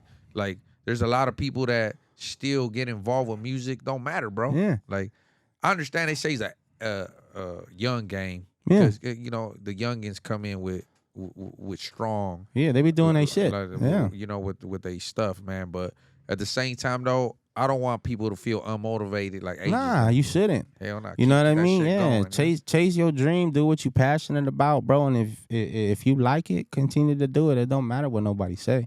As long as it makes you feel good at the end of the day, that should be the only thing that matters, bro. You know what I mean? Because shit, I'm still going, and people are like, why you still rapping? But I feel like I ain't never even had a chance at it. So I'm taking my crack at it. And if it don't work, maybe I create opportunity for the next man to spark something in him, and he sees what I do, and maybe he blows up, and that's job accomplished for me. You know what I mean? So it's not about not only what you're doing for yourself, but what you also shoot to everybody else, you know? Like, you motivate other people. Like, your story can have the next dude who might not even know he can do that, and he might see what you're doing, and he does it, and boom, he blows up. And that's because of you, bro. Like, you never know. You know what I mean? But if you like it, we love it. That's right. It's got you on a level, though, huh? You feeling good? I'm smooth. Yeah, Nah, like, I'm not drinking like you. this is only my third one. Yeah, okay. Whatever you want to call it. Later on, I'll be like, rah, rah, rah, rah, rah, rah. All right, man. Like, hey, so, you know, I appreciate you sharing your insight on what happened, like, Yeah. in prison, and all the, you know, the wisdom that you attained from our Yeah. loved ones that's incarcerated. Unfortunately, some of them ain't gonna make it home due to, you know, but we hope that laws change and eventually they do end up coming home and shit. Yeah, most definitely. So, like, you having that chance again, like, you know, you did a stretch, you did those 12 years. Yeah. There, besides the dog program that you mentioned, there's more programs that's being you know, introduced to us, Yeah. which is that MCRP program. Yeah. So you took a part of that as well, right? Yeah, I did.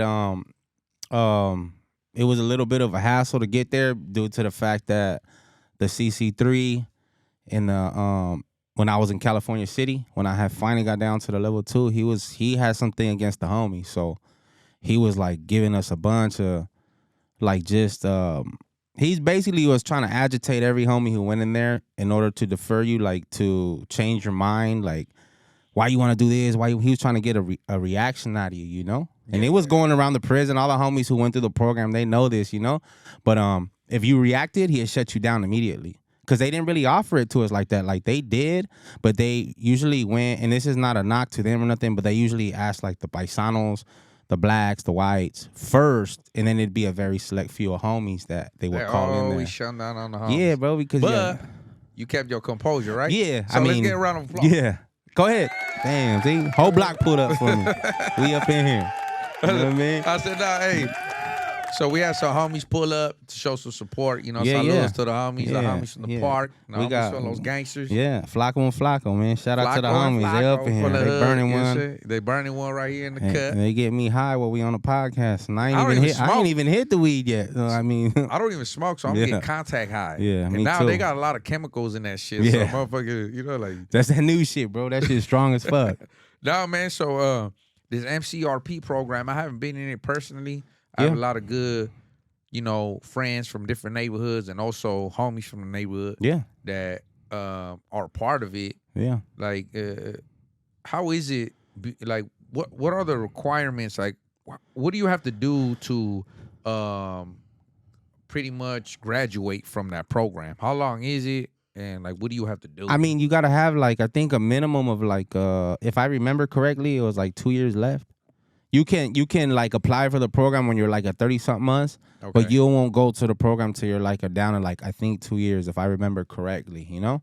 A lot of the last, I think prior to that, like the last year or so, we did COVID, so it was a lot of like just sitting in the cell, so nobody was getting in trouble anyway. I got you. And I was eligible to go, and I went through the motions. I had to do whatever I did, and then I was able to go to the program. But if you have like about 2 years left, you can do anywhere from like 24 months to your out date, your EPRD, and that's the soonest you could leave. You know what I mean? So So that means just for those that don't do time or anything like that, the MCRP program is pretty much you're a California prisoner being released to the streets, but you still have some sort of confinement, correct? Like, is it Yeah. like a halfway home? Is it like a hotel?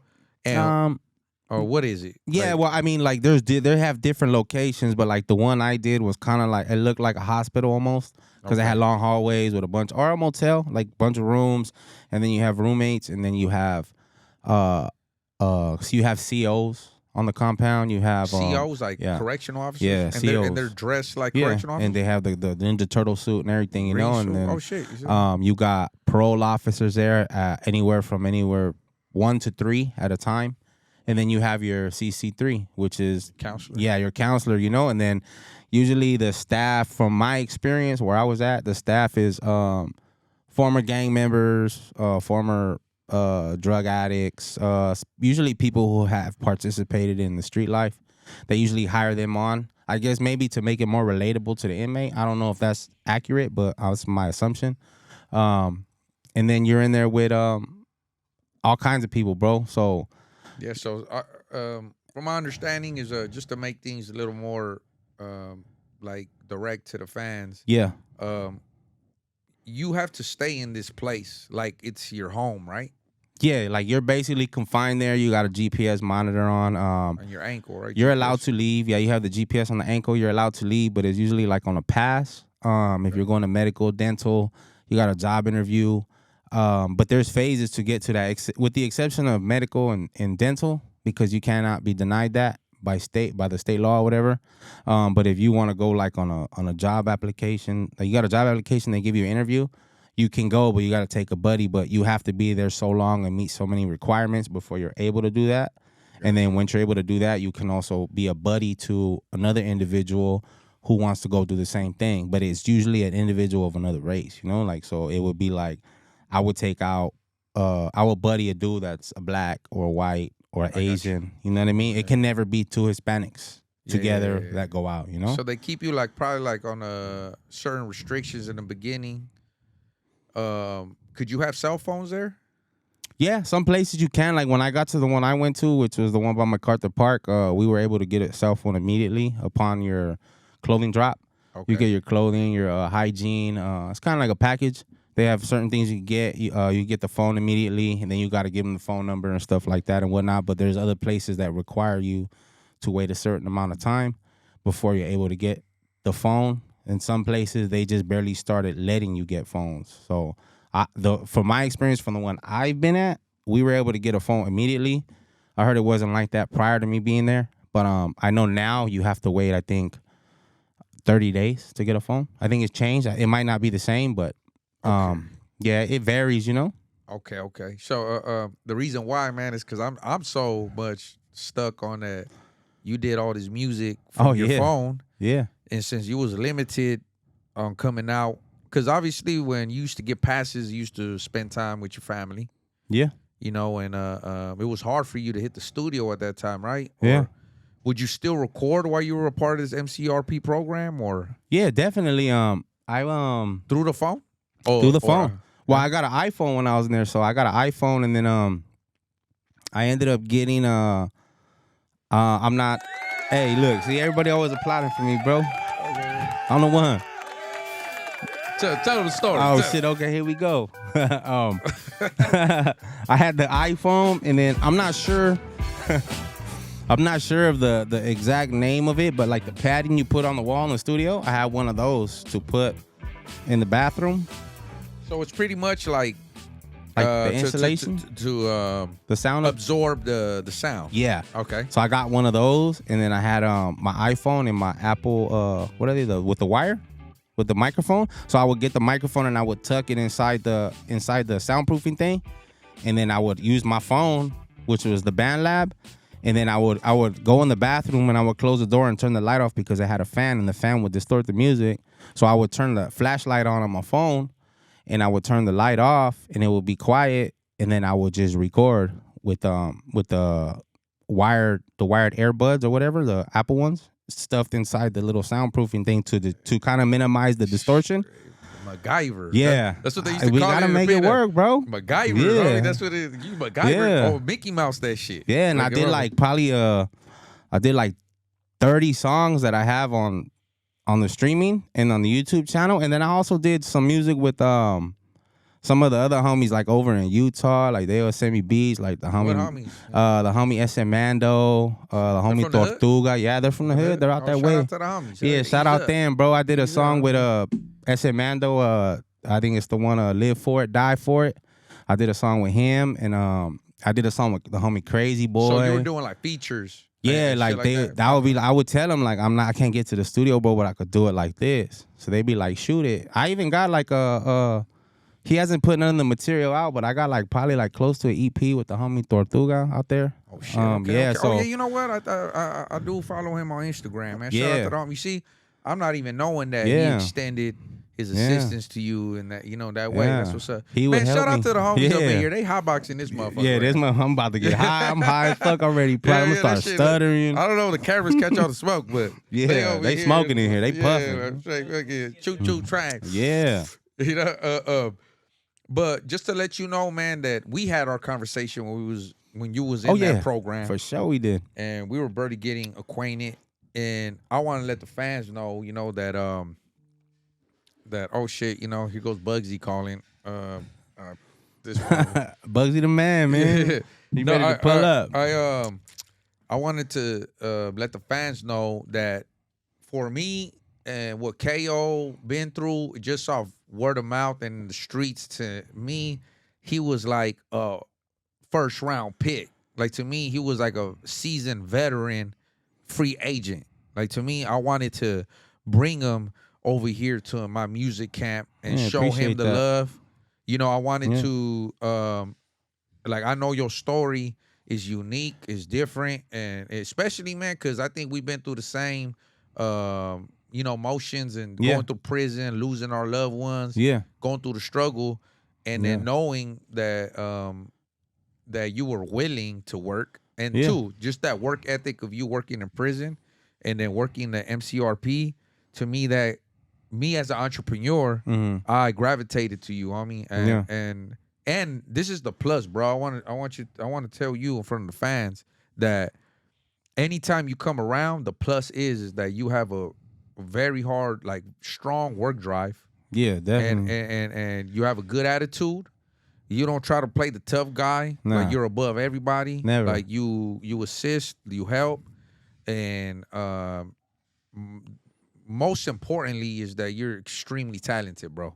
I appreciate that. So it's like you have all of these. Like I understand, like a boss in a business when he tries to hire an employee. Like you're not an employee to me. To me, I just want to give you, like, to me, man, I'll be the top motherfucker to give you the shirt off my back, homie. Yeah, appreciate that. You want this 18 jersey?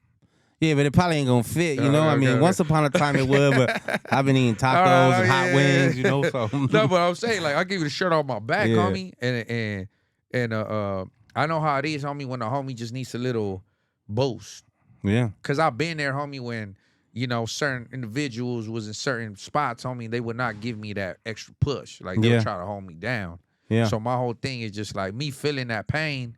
It's just like I'm not gonna do that to my ease, or to my loved ones, and that's why I give you like, hey, homie, just you remember that next Friday when that fool gets down and then he has to get on his back, But you didn't climb the wall. climb the wall. Yeah, that's you right there. Like, Versace. yeah.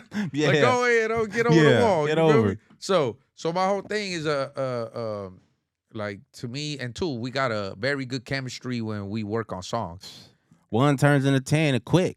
Yeah. It don't take us long to make these music. You So know? this is why I want to emphasize. I want to let everybody know, because obviously these last like probably half a year, bro. Like what we got, like what, like already, like how many songs that we got a recorded? lot, bro. And then and everything ain't even dropped. We got No. videos, and then you came out of nowhere. Yeah, Everybody comparing you to Nipsey, Yeah. to Yeah, like I get that. like all this type of stuff, bro. And to me, I'm just like, all right, like people starting to see the shine that you deserve, homie. yeah. You feel me? I appreciate it. So I'm hoping that, this conversation, like opens the ears to the people that listen to my music. Yeah. And then too, like shit, you might have people that love your music that, it's about helping each Shit, other out, yeah, bro. I would hope so, man. I'm just here to contribute, and I'm grateful for opportunity, and I plan to now take advantage of opportunity instead of waste it like I once did. We on a whole different movement now, so I'm a team player, bro. I'm here to support and play my role and do anything I can to do to help. Basically, you know what I mean. I'm all for the homies, and not even that's not even to speak on just the neighborhood, bro. Like that's anybody who's righteously willing to pursue what they want to do. You know what I mean? Hey, if you all for it and you 10 toes down, like we got that, Oh, yeah, that banger. we got that banger in the cut. But if you all for that, bro, pull up. Like we really trying to create opportunity for other people, through the platform, So bro. I'm grateful, bro, that, because just having you a part of our team, like Yeah. you gladly fly my flag Yeah. and our flag Yeah, definitely. together. And to me that's the thing, bro. Like Unity, bro. yeah, unity. Like Yeah. Baby Gangster, shout out to the homies from Yeah, the drive. that's the homie. The homies when they had 666 Records. I won't mind like letting it know from the top of my lungs, 666 Records. All day. You feel me? Yeah. Like I don't mind when I was rolling with Lil G, Yeah. Sucios. You Yeah, feel shout me? out the homie. Yeah, shout out to them. I don't mind Buckwheat, Yeah, or Buck the Great. No lies, all reality. Yeah. And then me letting it be known, and you do that. And Yeah. that's why like when you rolling with me, you do like you ride with my camp, and All I'm day. very proud, homie, to have you a part of my camp, and you be 6 Block Records, homie. Yeah. And thank you, bro, for being a team player and making it look easy and Yeah. just riding with me, period, bro. You All feel me? day, bro, till the you wheels fall I feel off. blessed, homie, to have you flying your flag and who you are as a person Yeah. right next to mine, homie. I appreciate thank you that, very bro. much. I just want to let everybody know that, So next question, bro. It's just I'm curious because I don't even fucking know. How the fuck did you hear about me, the 6 Block Records, and Gangsta Wish? Just through interacting with different homies, like In the streets or in the pen? a little bit of both. But I think the time that I spent with the music in the streets, I didn't really have enough time to really like expand as far as like who's rapping, who's doing not this and that. Cause when I was in the streets, I was listening to like Nip, Pac, like older music. I mean, I know Nip's a little newer, West Coast. but but like I had a West Coast sound. And then when I really got into the music, they homies would be like, "Hey, well, the homie raps." And I'm like, let me check it out, And then I started listening, and then I usually one homie comes up, another homie comes up, and I'm like, okay, the homie's doing their shit. And then I'll hit the yard, and the homies would always bring you up, and then usually you follow with Wish. Okay. With Dopey or with the homie G, like, you know what I mean? It would just be like a domino effect. And I was like, all right, so that's when I took it to the point where, like, I don't know if it makes sense, but in the beginning, music wasn't like, I never really thought of music like how I'm gonna record and this and that. So when I started getting into it, like, I need to record. It was like, well, I need to get these dudes with me. Like, these are the homies, and the homies are doing it. Like, they're doing it big. Like, I want to fuck with the team before I mess with anybody else, like, because that's home team. You know what I'm saying? So that's what made me gravitate. I started listening. I'm like, damn, the homies be out here putting these bangers on, bro. And a lot of homies on the yard, they recognize the music. Man, homie, as soon as you got out that program, I said, man, come over here, homie. But it's I don't even think it was like that. It was a part of you too. Like, what's up? I'm ready. Yeah. What it do? Like what we gonna do? And that's why every time we come, man, there's sometimes, man, I have to have like a lot of like heart-to-heart conversations with you. Yeah. Because once upon a time, We've had a few of them. I learned off like the music industry. Yeah. So to me, I wanted to give you my wisdom to like, when we start talking about investors, when we start talking about, because Oh, yeah. Nipsey's one of the greatest, even though he's another race, different neighborhood, Yeah. he's from our Yeah. struggle. So to me, and especially Pillar in LA. Yeah, So, definitely. and he was active. He loved his hood. Yeah. Like, man, shit, we all love that shit. you know, Yeah, because we can relate. yeah, we can relate. Yeah. So my whole thing is just like him preaching the word, like, man, cut the middleman off, do your thing. Yeah. Like, I was so stand up on that too, bro. Like, Yeah, you doing the same. yeah, yeah, Been doing it. Yeah, yeah, 6th BLK Records. We've been rolling that way. So, like, my whole thing is that I don't want people to give you bullshit deals. I don't want people to Yeah. take advantage of you, bro. Yeah. So to me, I just be like, look, man, like, I get it, but sometimes there's investors. Sometimes there's people that want to get in this, Yeah. and that will, you know, like there's a lot of things that, you know, just for the fans to know that we had a heart to heart that it's not only about recording music. It's also about, you know, I gave them my opinion on the game. Yeah, a lot of things factor in. It was up to you to take it and what you wanted to do, bro. You know what I'm saying? So, Yeah. but to me, I think you took all my advice to heart, and Yeah, definitely. you know, and now I see you becoming, you know, like everything that like I think there's my next question. Yeah. Is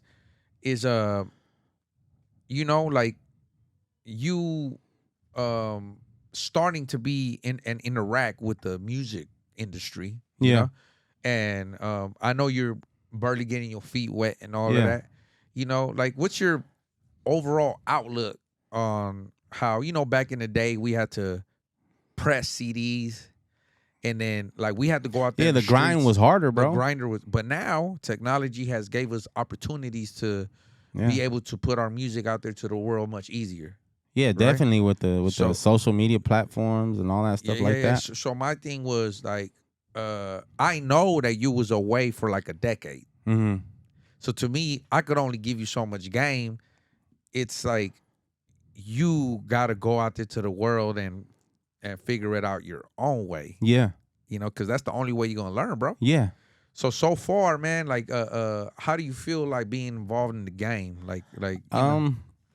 It's I mean, I'm still getting used to the cameras, you know, like we filming and stuff like that. And I mean, people, they watch the videos. I'm pretty sure you could show it. I gradually get comfortable, but I mean, that's like a learning curve, you know. Yeah, You get used to that because that's not something when I was in the cell I ever thought of. I mean, especially being in prison, we taught to stay away from the camera. And then some people are just naturally in front of the camera and it's normal to them. You know what I mean? But for me, it's not so much so, you know, but like that. And then like how when I came home and like we've had our conversations before. And then when I was in the program, you called me. You gave me all the links on how to monetize, what producers you was messing with, like go this way, go that way. You don't always got to invest, like just basically straight up game. You know what I mean? And I understand that the business it's not always righteous, but then you have individuals that are willing to, like yourself. You know what I'm saying? Yeah. Well, they say the game is to be sold, not to be told. You Yeah. know what I mean? But to like. It's especially with people with our background, bro. Like in the homies, that's what we do, man. We come from like being inside too. Yeah. We come from a different struggle, bro. And it's either united we stand, divided we fall. Yeah. So look at how, to me, man, I feel like it's more of a benefit for you to come up and shine than for me to be an asshole and not be like not trying to you know, like give you some type of direction or some type of like input, like, you know, because you make me better. Sometimes I write a chorus and you be like, nah, like we Dopes, flip it. You know, and to me, I like that because we need to sometimes take initiative and be, it's called constructive criticism, man. Yeah. You know what I'm saying? So, you know, like you are an open book. And I think that's what makes you greater as an artist, you know? So, and being a homie in there, to me, I know, you know how it is to extend the hand to be like, hey, homie, I got you. Yeah. Because I know you would do the same. Yeah, definitely. You feel me? Definitely. So, you know, like, I think people that hasn't been through that, I mean, haven't been through that, I think it's a little bit harder for them to do that. You know what I'm saying? Yeah, I think maybe so much so because they don't necessarily understand it, you know what I mean? But even like how what you're speaking on, like we come from a world that's cutthroat, bro. Like you come from we come from a world where you're like, usually people and excuse my language, they fuck you over, or they're grimy, or they're cutthroat, or so some people, they take it like taking a chance is like, why would I do that if that's how they kind of think it's gonna end up that way? You know what I mean? Yeah. But when you do right, you can never do no wrong. You know what I mean? So I mean, Yeah. Hell yeah. but not everybody's acceptable to taking that chance, bro. People are uncomfortable doing something different. Yeah, man. You You know know, what I like mean? like I said, the game is to be sold, not to be told. But all money ain't good money. Yeah. When I'm definitely. saying that too, man, like I just think my turnaround is just off good energy in the world. Yeah. You feel me? Like to Yeah. me, I could easily start my own subscription and be like, hey, everybody pay me $18. Come holler at me and Yeah. I'll show you how to Yeah. start your own business. Like to me, I'm more like, hey, homie, hit me up. Like I'll give you some game for a little bit. Like now, if you start blowing me up every day, at 2, 3 in the morning all the yeah, time. Like, yeah, bro, what's going on here? Like, hey, no, I know when motherfuckers is serious. You know what I'm Yeah. saying? And then now Yeah. we could make some money, make some bread. And that's what we did. Yeah. It was just one conversation, and you just like, D, when I'm out here, I'ma holler at you. Yeah. And look, we been there, and you see, Yeah. but you standing on business. Yeah. So that's the difference. Like to me, I know you a gem, homie, that you gonna shine and make your shit happen, bro. Because you should have been shining, bro. You know? I appreciate that, man. You know what I'm I just all I ask for is opportunity, and you giving me opportunity. So, I mean, like I said, if you give me opportunity, I'm gonna deliver, bro, in any way I can. You know what I mean? I'm gonna give it 180% on anything we do, whether it's video, showing up to support. If I can get there, I'm there. You know, in drink. Yes, sir. Please. We Yeah, probably man. we still going, but No, you we know, still going, man. yeah, It's but that's basically it, bro. Like I said, I did the whole crash out shit when we was younger. Now we on some more mature shit. We trying to get to this bag and like create opportunity for others as well as ourselves. And That's cool right there, bro. Hell yeah. yeah, you sure you don't more? No. You gotta You still got to record on. You gotta respect that bottle, homie. I'm telling you. Definitely. We gonna end up in Yeah, somewhere so in you know. we Go ahead. gonna end up in Rancho Park over there on motorcycles and shit. You know? Yeah. He ain't even pass the weed over here. He like Buck. Every time Buck pull up, Buck don't want to smoke with me. He know how I smoke him. Huh, Buck?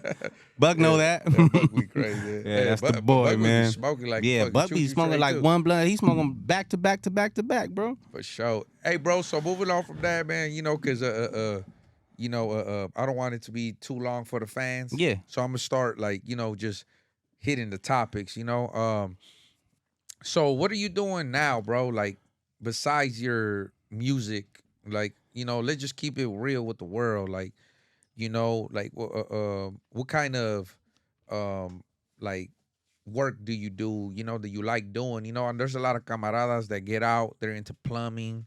Yeah. They're into fucking construction. Yeah. Oh, some of them, they drive trucks like me. When I got out the pen, Yeah. Truck driving. I got my Class A license. Yeah. And I got involved with the truck gaming world. Yeah. There's a lot of homies fool that love hearing what we did when we got out the pen. Yeah. You feel me? Like, what kind of work do you do besides your music, bro? I mean, right now, at the moment when I have to work, like outside the music, because eventually I want this to be the 9 to 5. That's Yes, the sir. ultimate goal. But I'm doing construction because I got kids at home. They want McDonald's, so I gotta generate some revenue, to make sure that they got what they want. But I do construction. I went to school to get into the union. I got certs. Like that's basically it though. Like general labor, construction. I've been doing roofing, plumbing, electrical with the homie. Shout out to the homie Rich too, because he got me up there working, man. He putting bread in the pocket, he helping me out. It's hard when you're a parolee out here.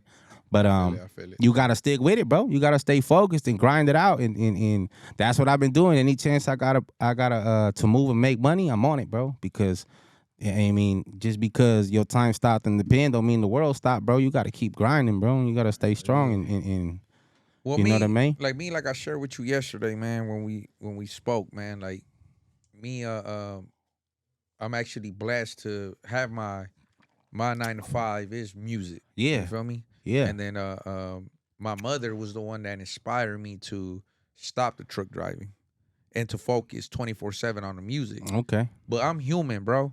and Yeah. I fall. Yeah. I fall a lot, homie. You feel Yeah. me? So, especially being out here with the E's, you know, like we a destructive family. It's treacherous out here, bro. Yeah. Yeah. Yeah, we were dysfunctional family. Yeah. But we still make it happen. We strong warriors. Yeah. And my whole thing is that you know, there's sometimes where I myself, you know, when I get it, the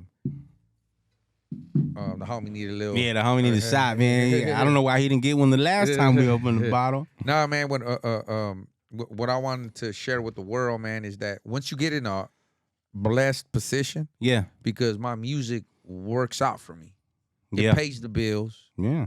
it does things. You know, I'm able to invest, I'm able to run my own company. But when you're an entrepreneur, man, you shouldn't be like taking 4 days off and then just working 3 days, Mhm. or taking 2 weeks off and then working 1 day and Yeah. then taking another 2 weeks off. Like that's like to me, I've been a you know, like a witness to be doing shit like that. Yeah. It's cool, but you're fucking your business up, bro. Yeah, in the long run, it's gonna hurt Right. the Yeah, pocket so- and everything else. Yeah, you know? so my whole thing is just like I told you, man. Like, you know, even myself, man. Like, sometimes I gotta be my own. Like, I could be my own enemy, Yeah. but I gotta be my own critic. You know, to be Yeah. like, man, this shit ain't cool, man. So I gotta get like, imagine if I was working 24/7, all day, every day on this music shit, homie. Yeah. Then this shit would really be somewhere on a whole different level. Yeah, ain't no ceiling to it, bro. When you like Yeah. that, you just. But at the same time, bro, I want to share that with the world. Like, Yeah. man, well, life is hard. You know what I'm saying? You know, and especially for us homies, you know, in Southern Cali, homie, like, Yeah. you know, this shit hard out here. Yeah, So that's bro. what I'm saying. Like, hey, you know,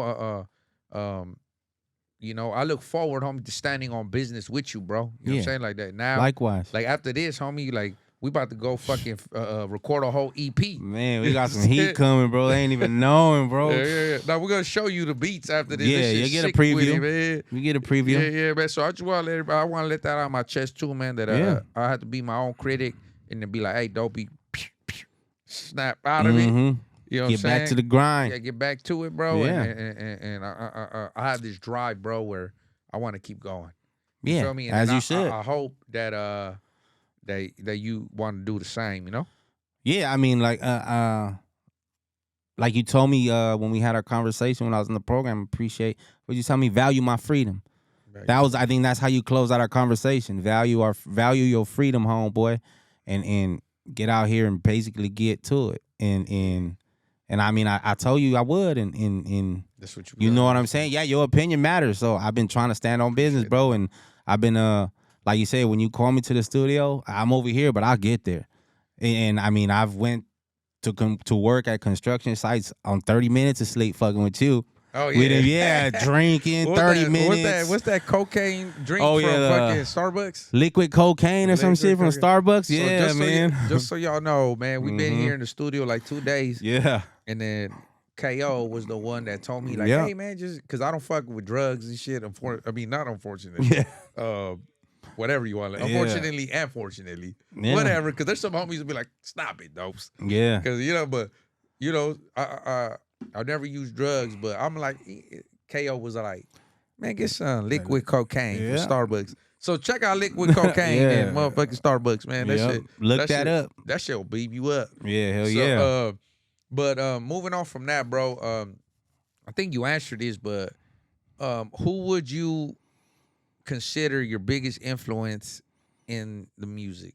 You know, it could be any genre, it could be any race, whatever it is, bro. As far as we do hip hop, rap, and all that, like, or you know, it could be Sade. I mean, I listen to a gang of different music, bro. I mean, quiet as kept, like the genre has no limitation. I listen to like hard rap. I listen to like soft rock. Like, I mean, I listen to different stuff. But I think as far as influencing me on like the way I create my music, obviously is probably Tupac, because I grew up and especially if you've been in prison, you can relate to Tupac. You know what I mean? Oh, You know. He hard. And then he can hit every subject. So like when I make music, I try I have other music that I have like on Spotify as a different sound, but I try to just play with everything to see what hits and just try to make sure that I can expand on every subject.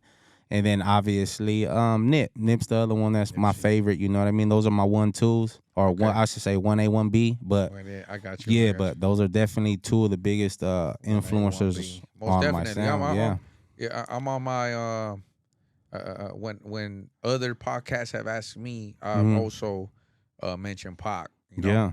Nipsey hasn't been, and I speak on it because Nipsey kind of came a little later, but I do like now. It's crazy, man. It's not until you pass away until they give you your roses and your flowers, man. Yeah. But I love Nipsey's how he remained firm on the West Coast culture. Yeah, I mean, shit. When I was before I caught the term, when he had the Bullets Ain't Got No Names Volume 1 and all that, I remember I bought his CD at I used to go to school over there on Santa Fe and PCH in Long Beach. Remember when they had the VIP records down the street where Snoop did the video at? They used to have CDs in there of Nip, and I was already listening through Nip, through what is that Sirius XM, the shit on the TV. I don't know, some radio station. I got and you. the homies didn't know who Nip was in my section. And I took the Bullets Ain't Got No Names Volume 1 and Volume 2, and it's been a rap ever since, bro. With that one, and then he used to have a song with Lloyd, not the one Feeling Myself. It was another one. He had that damn, I can't remember. I did the remix, the Heartbreaker. Yeah, so like yeah, you know what I mean, but he's that's a whole different one. That's a Lloyd beat. I think he's more of a newer artist, but I think it's just what he stood for that makes me gravitate to him more than anything else that's been as of late, you know what I'm saying? Because even now when I turn the radio on, I go to like some Nip or Pop. You know what I mean? If it ain't some Young Dopey or West Factory or like our shit, I'm bumping Nip or Pac or you know what I mean? I was just tripping out, homie, because I was in the East Side when the homie Tito. Shout out to the homie Tito. Yeah, what's up, East Tito? Side, Bebitos. Yeah. I was actually all in the video. All in the video. No, the homie got out. The homie was enjoying his freedom, but the day he got out, we passed him the phone to see what he wanted to hear, and his generation, like in his mid-20s and shit, like you would think that they're gonna go try to listen to some something else, bro.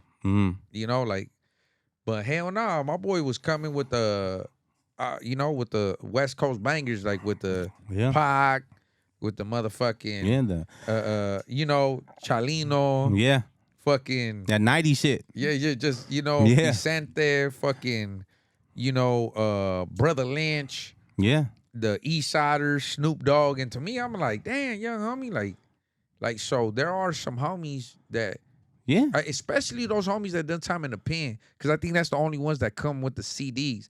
Because right there, we're barely starting to get digital in the pen.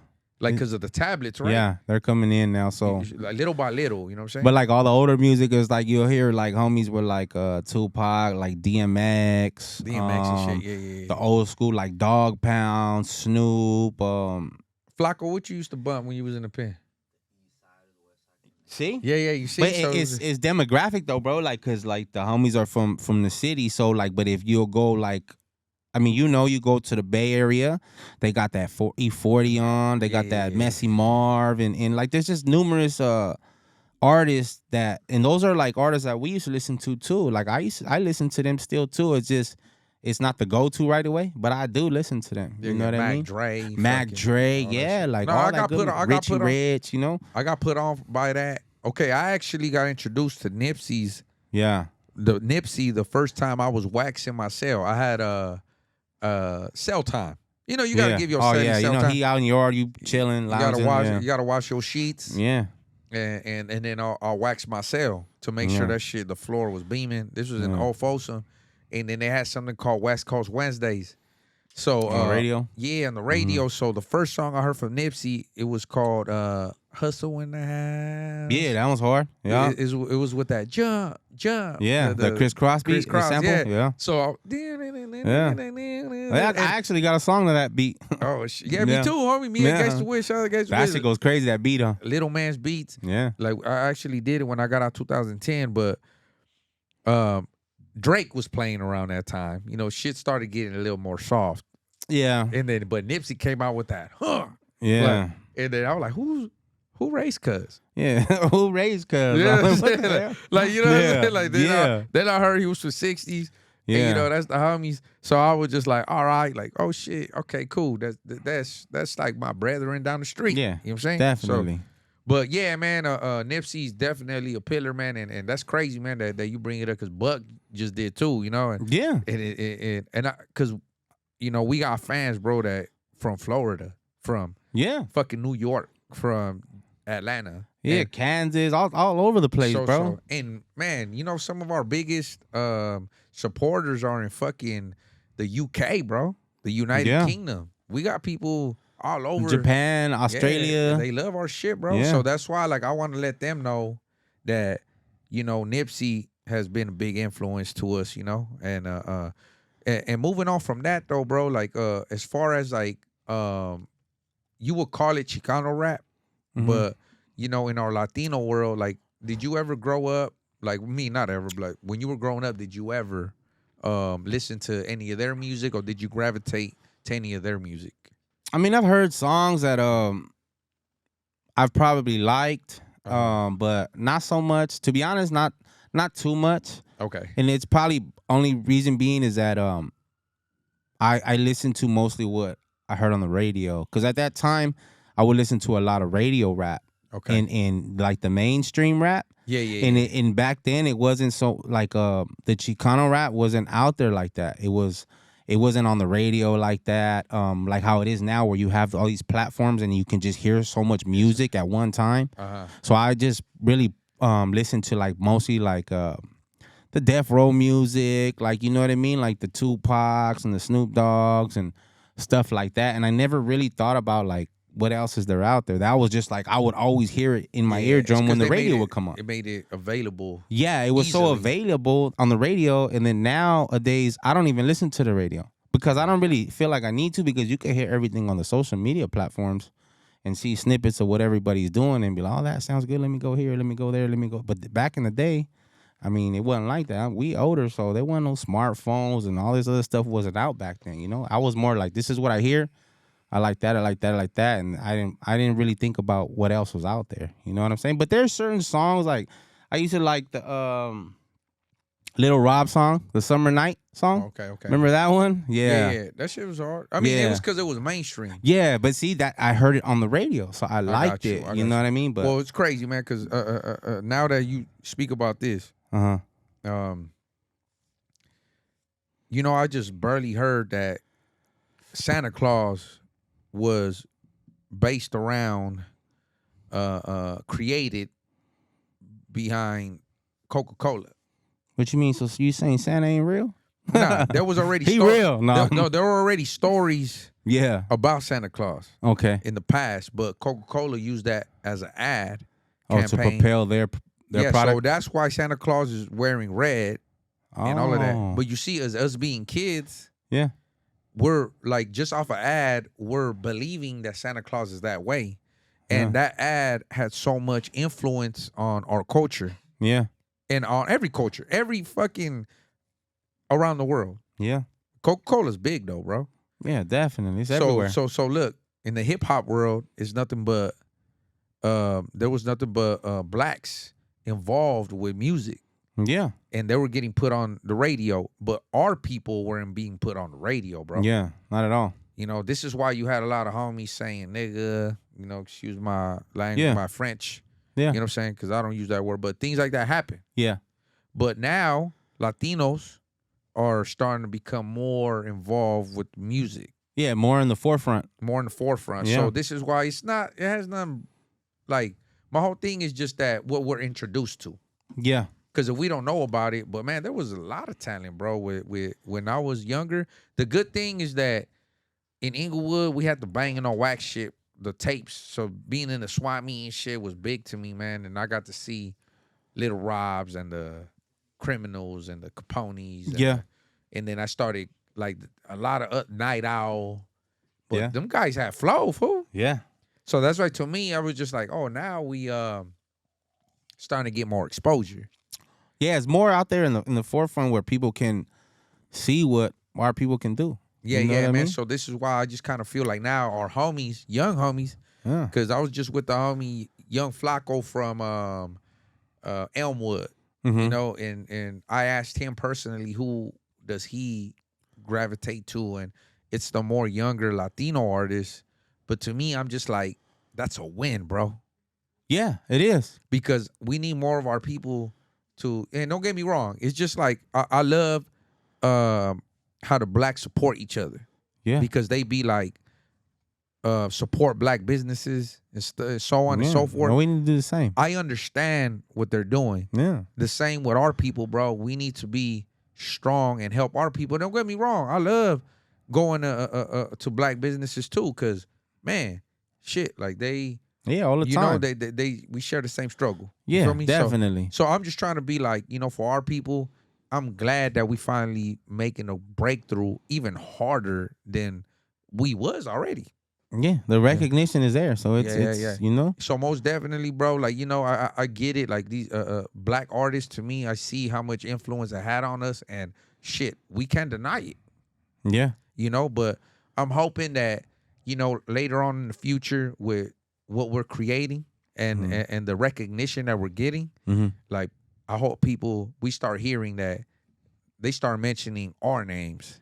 You feel me? And being like, man, I got a lot of game from such and such. Such and such. You know, it could be Yakko, 18. It could be Dopey, you know, it could be young Dopey. You know, it could be even Baldacci from Florence. It could be Pugs from you know, it could be fucking, you know, like all over the from place. King Cobras. It just it just King Cobras, everybody. The names are endless, you know. It's endless, but I got influence from him to and be like, hell yeah, because the homies, you know, we you know, like I said, we warriors, man, and we're gonna keep elevating, you know. Yeah. And now hip hop is getting stronger, bro. It's going everywhere. The same, like, and that's what I don't like when other races try to be like, oh yeah, that's a blacks game, because that ain't. No.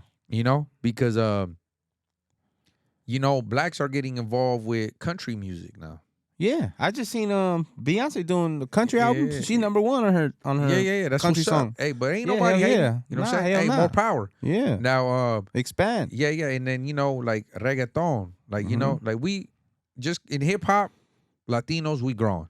Yeah. Especially you know, Southern California. Yeah. Like we coming for that ass. Yeah, you know definitely. Yeah. So, you know, so like us, man, like I say, man, I don't like to brag about it, man, but goddamn, homie, that we had a big opportunity, and I can't wait to talk about it with Baby Gangster from Smiley Drive. Shout out to homie, man. About Death Row days. Yeah. We had that shot. That was 18th Street was the first ones. It was. That had that shot with Death Row, and that's when Death Row was popping, you know? Yeah. So, at the peak, it was like at the peak of their movement, no? Yeah, so I was right there, just a little baby, just like, you know, just like, what's up? You know, but I was there, you know, but man, you know, just, I appreciate your honesty though, you know. It's just that I gotta give power to our people too, you feel me? Yeah, definitely, Most definitely. You know what I'm saying? So moving on from there is one of the last questions, you know. Our neighborhood is big, you know. Yeah. And we have a lot of talent, you know. Who have you worked with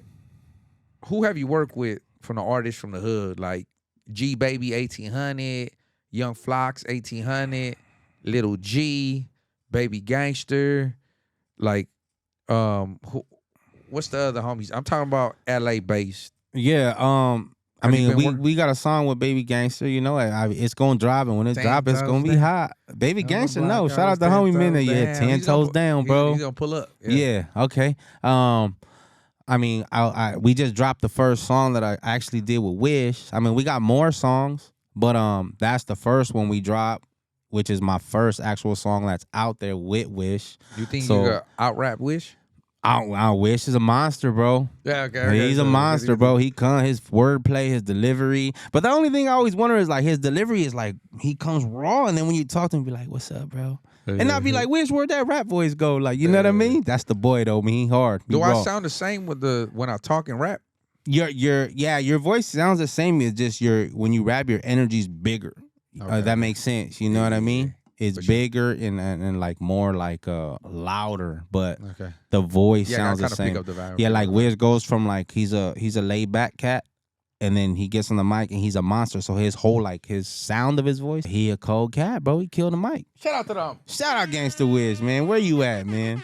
Yeah. I got him drunk last time I seen him in Oxnard. He's gonna pull up today. He's taking his kids out and shit. Yeah, shout out to homie. You know, for their birthdays and stuff. But so first time you work with Wish, have you Yeah. worked with G Baby 1800? Yeah, we got one. I think the song's incomplete at the moment, but we got something in the cut. He was in the studio with us the last time. He just hit me up, told me he needed to re-record that. I was Okay, well he on it then. Come pull up. Hey G Baby, where you at, man? yeah, Pull I'm up. about to Slick, put- what's up, Slick? You Oh, know what I yeah, mean? yeah, Pull for up with sure. Slick and the rest of the homies, and come re-record that so we could put it out because that song's gonna definitely be a banger. The How about homies gonna love that. How about Lil G? Like everything. Nah, I mean I've had conversations with him, but we just haven't got to that point. I actually was in the studio with him once upon a time, way back when, before I caught all this time, and we were supposed to do a song, and it never came out. I'm sorry, scratch that. Not that it didn't come out, we didn't complete the song or do the song you. because there was other things that took place. But I've had conversations with him, and I think, he's a busy man, you know. So shout out to homie for doing what he doing, you know. He putting on for the hood and showing love, but we just haven't got to that point yet. Yeah, I'm already knowing that. Most definitely, he'll tap in with you. He was always one of those that extends his to the homies. Yeah, you feel me? definitely. You So know? I'm pretty sure he sees you out there, you know, doing your thing. And how about Baby Gangsta? Yeah, well, Baby Gangsta, we got the 10 toes down, you know. And we're gonna do one today. You know who? Yeah, he gonna pull up, so we gonna do another one. I haven't. Flox was in here, Flox 1800, but we didn't do get one with Flox? You did a song with him that day, but I didn't get to do it with him, so he owes me one. You know, like I didn't get a jump on the track. Flox. So. Flox He calling 1800. you out. Where you at? Pull up. Yeah. Right now. Hell yeah. Like right now. Like you got 5 minutes. Man, who else from the hood out here in LA doing their stuff? Man, and I apologize, homies, because you know anything is possible. Yeah, anything is possible. So it's kicking in. But Yeah. the hood has a gang of talent. You know, I got songs with Bug. You know, Bug go crazy. Oh yeah, there. Buck the Buck, Great. but that's a given though, because we got a lot of songs with him. Yeah, Bug go crazy, man. There's also the homies from Red Shield that be flowing, man, but they don't be putting their stuff out there like that. There's a homie that an EIP to the homie Chubbs, man. When I was on the yard with him, he told me about a homie from his section that I think his name is Bino. You guys know Bino? Benzo? From the drive? From the 50s. He from the 5-4s. Is it Benzo? I think it's they a call little him young. Benzo. It's I a know- young I- homie. yeah, Yeah, he was always. I heard about his name, but I haven't heard no. Yeah, update. well, Chubbs, we used to be on the yard and he'd be like, do a song with the homie when you get out. But I don't know how to I try to like get a hold of him. I try to even get a hold of the homie, but it hasn't happened yet. But I'm open to it. I'm open to doing a song with any homie from the section or the hood or whatever that's really passionate about this. You know what I mean? So another thing too, man. Like I hate to bring it up in the end of the podcast, but the homie D-Lo Mills up there in Portland. Oregon. Oh yeah, I heard about him. Yeah, the homie. Yeah. Like we did some work together. He just got out the feds. Oh, he's out now? That's right. He Yeah, just got out like homie out. last That's what's week up. or something like that. Ease up, homeboy. Glad he home. Yeah, glad you home. You kept the 10 toes down. Yeah. Like bring us to Portland. This time I ain't gonna get fucked up, man. Because last time I was on the stage. I'm gonna go with him. So whatever he drank, I'll probably drink half of that. So he won't be as Hey, drunk. homie, I was on the stage. I forgot my lyrics. Me and Wish, but the whole fucking venue knew the words. Yeah. So they're like, That must have felt good. And I was just right there, like, hey, take it, like that's what I'm talking so about. everybody, you know, like so. And two, man, we got a lot of support out of state, man. And two, you know, like I did it that way because I was partying with my boys over there for like 2-3 days. Oh, one of them benders.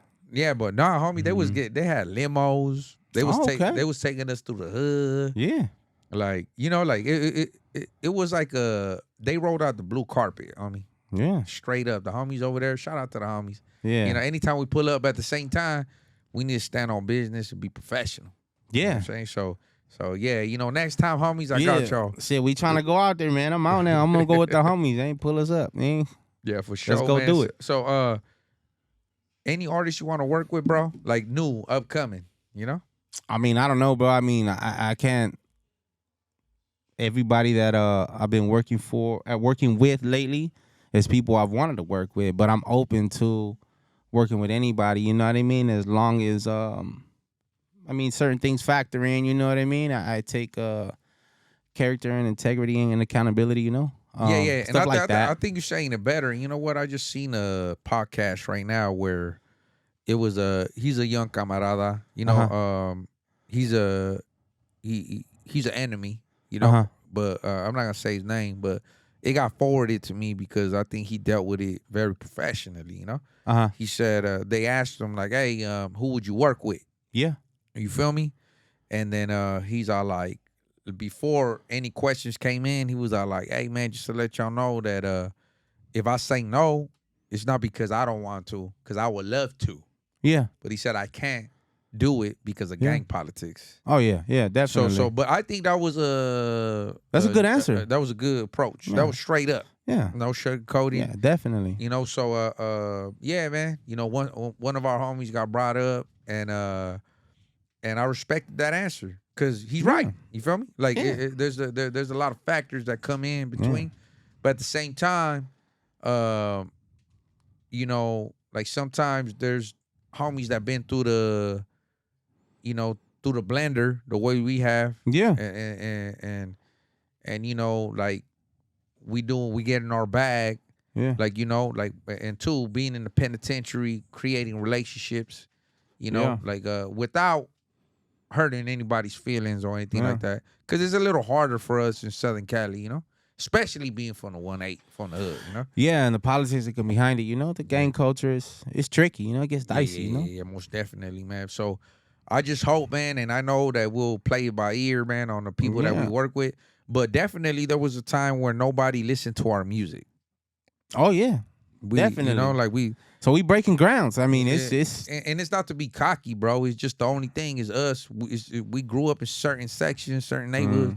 We gonna be warriors for our section. Yeah. And now it's a beautiful thing to see that the world is listening to our music. Yeah. And it's beyond our homies from the hood.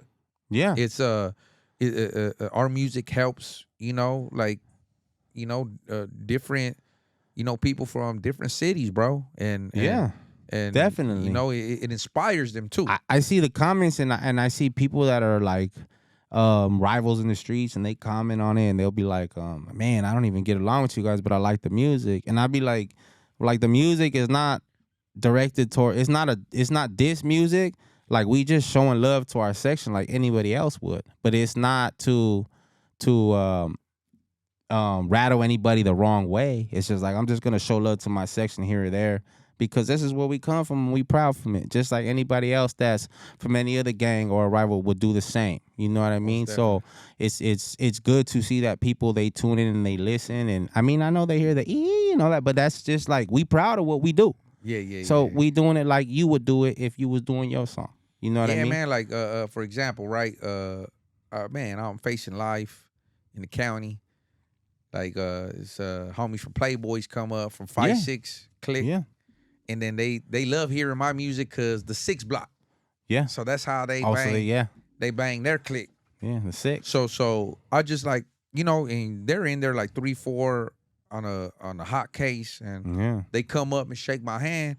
But man, like, you gotta kind of commend that type of behavior. Like, to them, they showed me, they taught me something to kind of get my head off my ass. You feel me? Yeah. To be like, damn, all right, like, hey, homies, like, hey, I appreciate that. Don't get me wrong, I know it's war out here. Yeah, but at definitely. the same time, man, like, you know, life, you know, what's it called? I mean, but there's levels to everything, bro. Yeah, there's levels. Yeah. So that's everything. why I just think some young homies won't understand it. Some older homies, you know, might stick to the code, but and then some people might go through some different levels, you know. And my thing is that we trying to break through too. Yeah, you're trying to break the barrier. Like Yeah, you yeah, said, yeah, yeah. you can't. Like you told me the other day, you won't please everybody. Yeah, we can't make everybody happy. Yeah, but you know what I mean, like we solid in the hood. We love the homies. Yeah. we try to do everything we can to grow, and I just hope that everyone everyone supports our Yeah, movement. definitely. And when it comes down to certain enemies, and I know like a song with me and Baldacci will fucking go crazy. Yeah, But at the same time, there might have to be some fades thrown behind it. But, yeah, but it happens, bro. Yeah. But sometimes some people are scared of fades, but some people ain't scared of fades. yeah. So I definitely agree. so, I definitely so agree. that's the difference. You know what I'm Yeah. saying? But at the same time, it's just like keep it respectful, keep it gentlemanlike. Yeah, But I bring it up like that because I just think that we elevating, bro. yeah, So just as long as we keep going on a positive, I can't Yeah. see us losing. You know what I'm saying? yeah. And I just wonder what was your opinion when it comes down to KO working with someone else? You know what I'm saying? Because Yeah. I have that pressure all day. There's some people I had to shut down.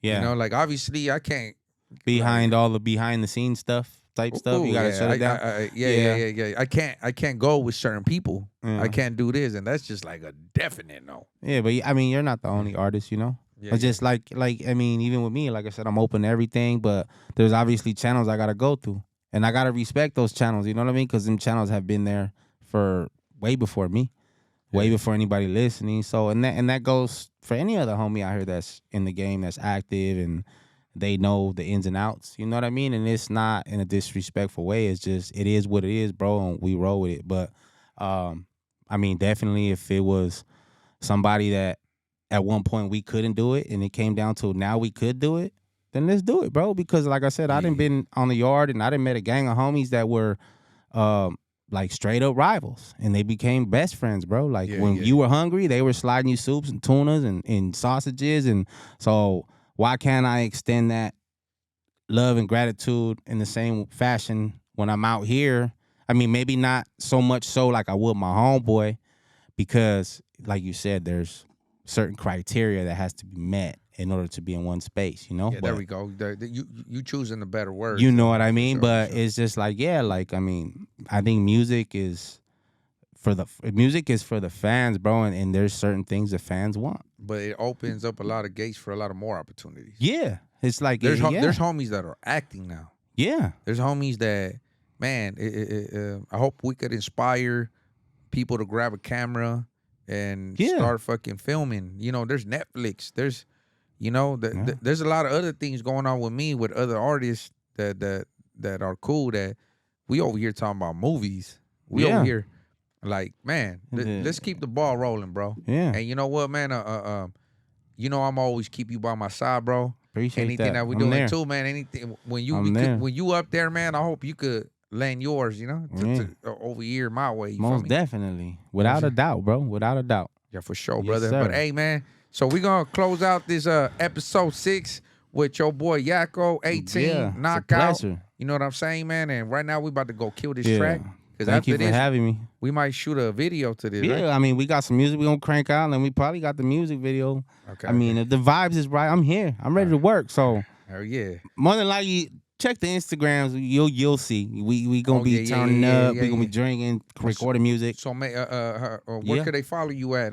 Yeah, I mean, you can follow me on Instagram _ Yakko18 _ my YouTube channel is yakko.ko, I believe. Okay. And if you're looking for my music on streaming services, it's under Yakko18. So, or you could find me also on the homie Young Dopey's channel, because I got a lot of music with him that's not on my page. And then I got a lot of music with the West Factory channel. Shout out to the West Factory. I got a lot of music on that channel as well. So we just getting started, bro. So we coming out swinging in 2024. Do you have a your own music faction that you're thinking of one day? I mean, I'm in the works of creating a brand. Like There we go. obviously the flag will be flown next to the boys, but because it's all support, it's all love, it's unity. That's how I roll. But I'm in the works right now, so I need what are they creators to help me create something. Yeah. That's what I've been searching for right now to get a basically a logo, stuff like that. You know what I mean? To create my own brand because it's all about unity, but I also got to do my own thing on the side. You know what I mean? Yeah. Independence. Respectfully, you know. Independent. And two, just so you know, man, I'm here, bro. If I Yeah, can help you, appreciate that. you already know, homie. Yeah, Shit, you know. most But definitely. it's all love, my boy. You know it. Yee, shout out to the homies. Program time. You know, I know the homies are like, all right, Dopey, let's like, go record. Come wrap on. it up. We want to go in the studio and smoke.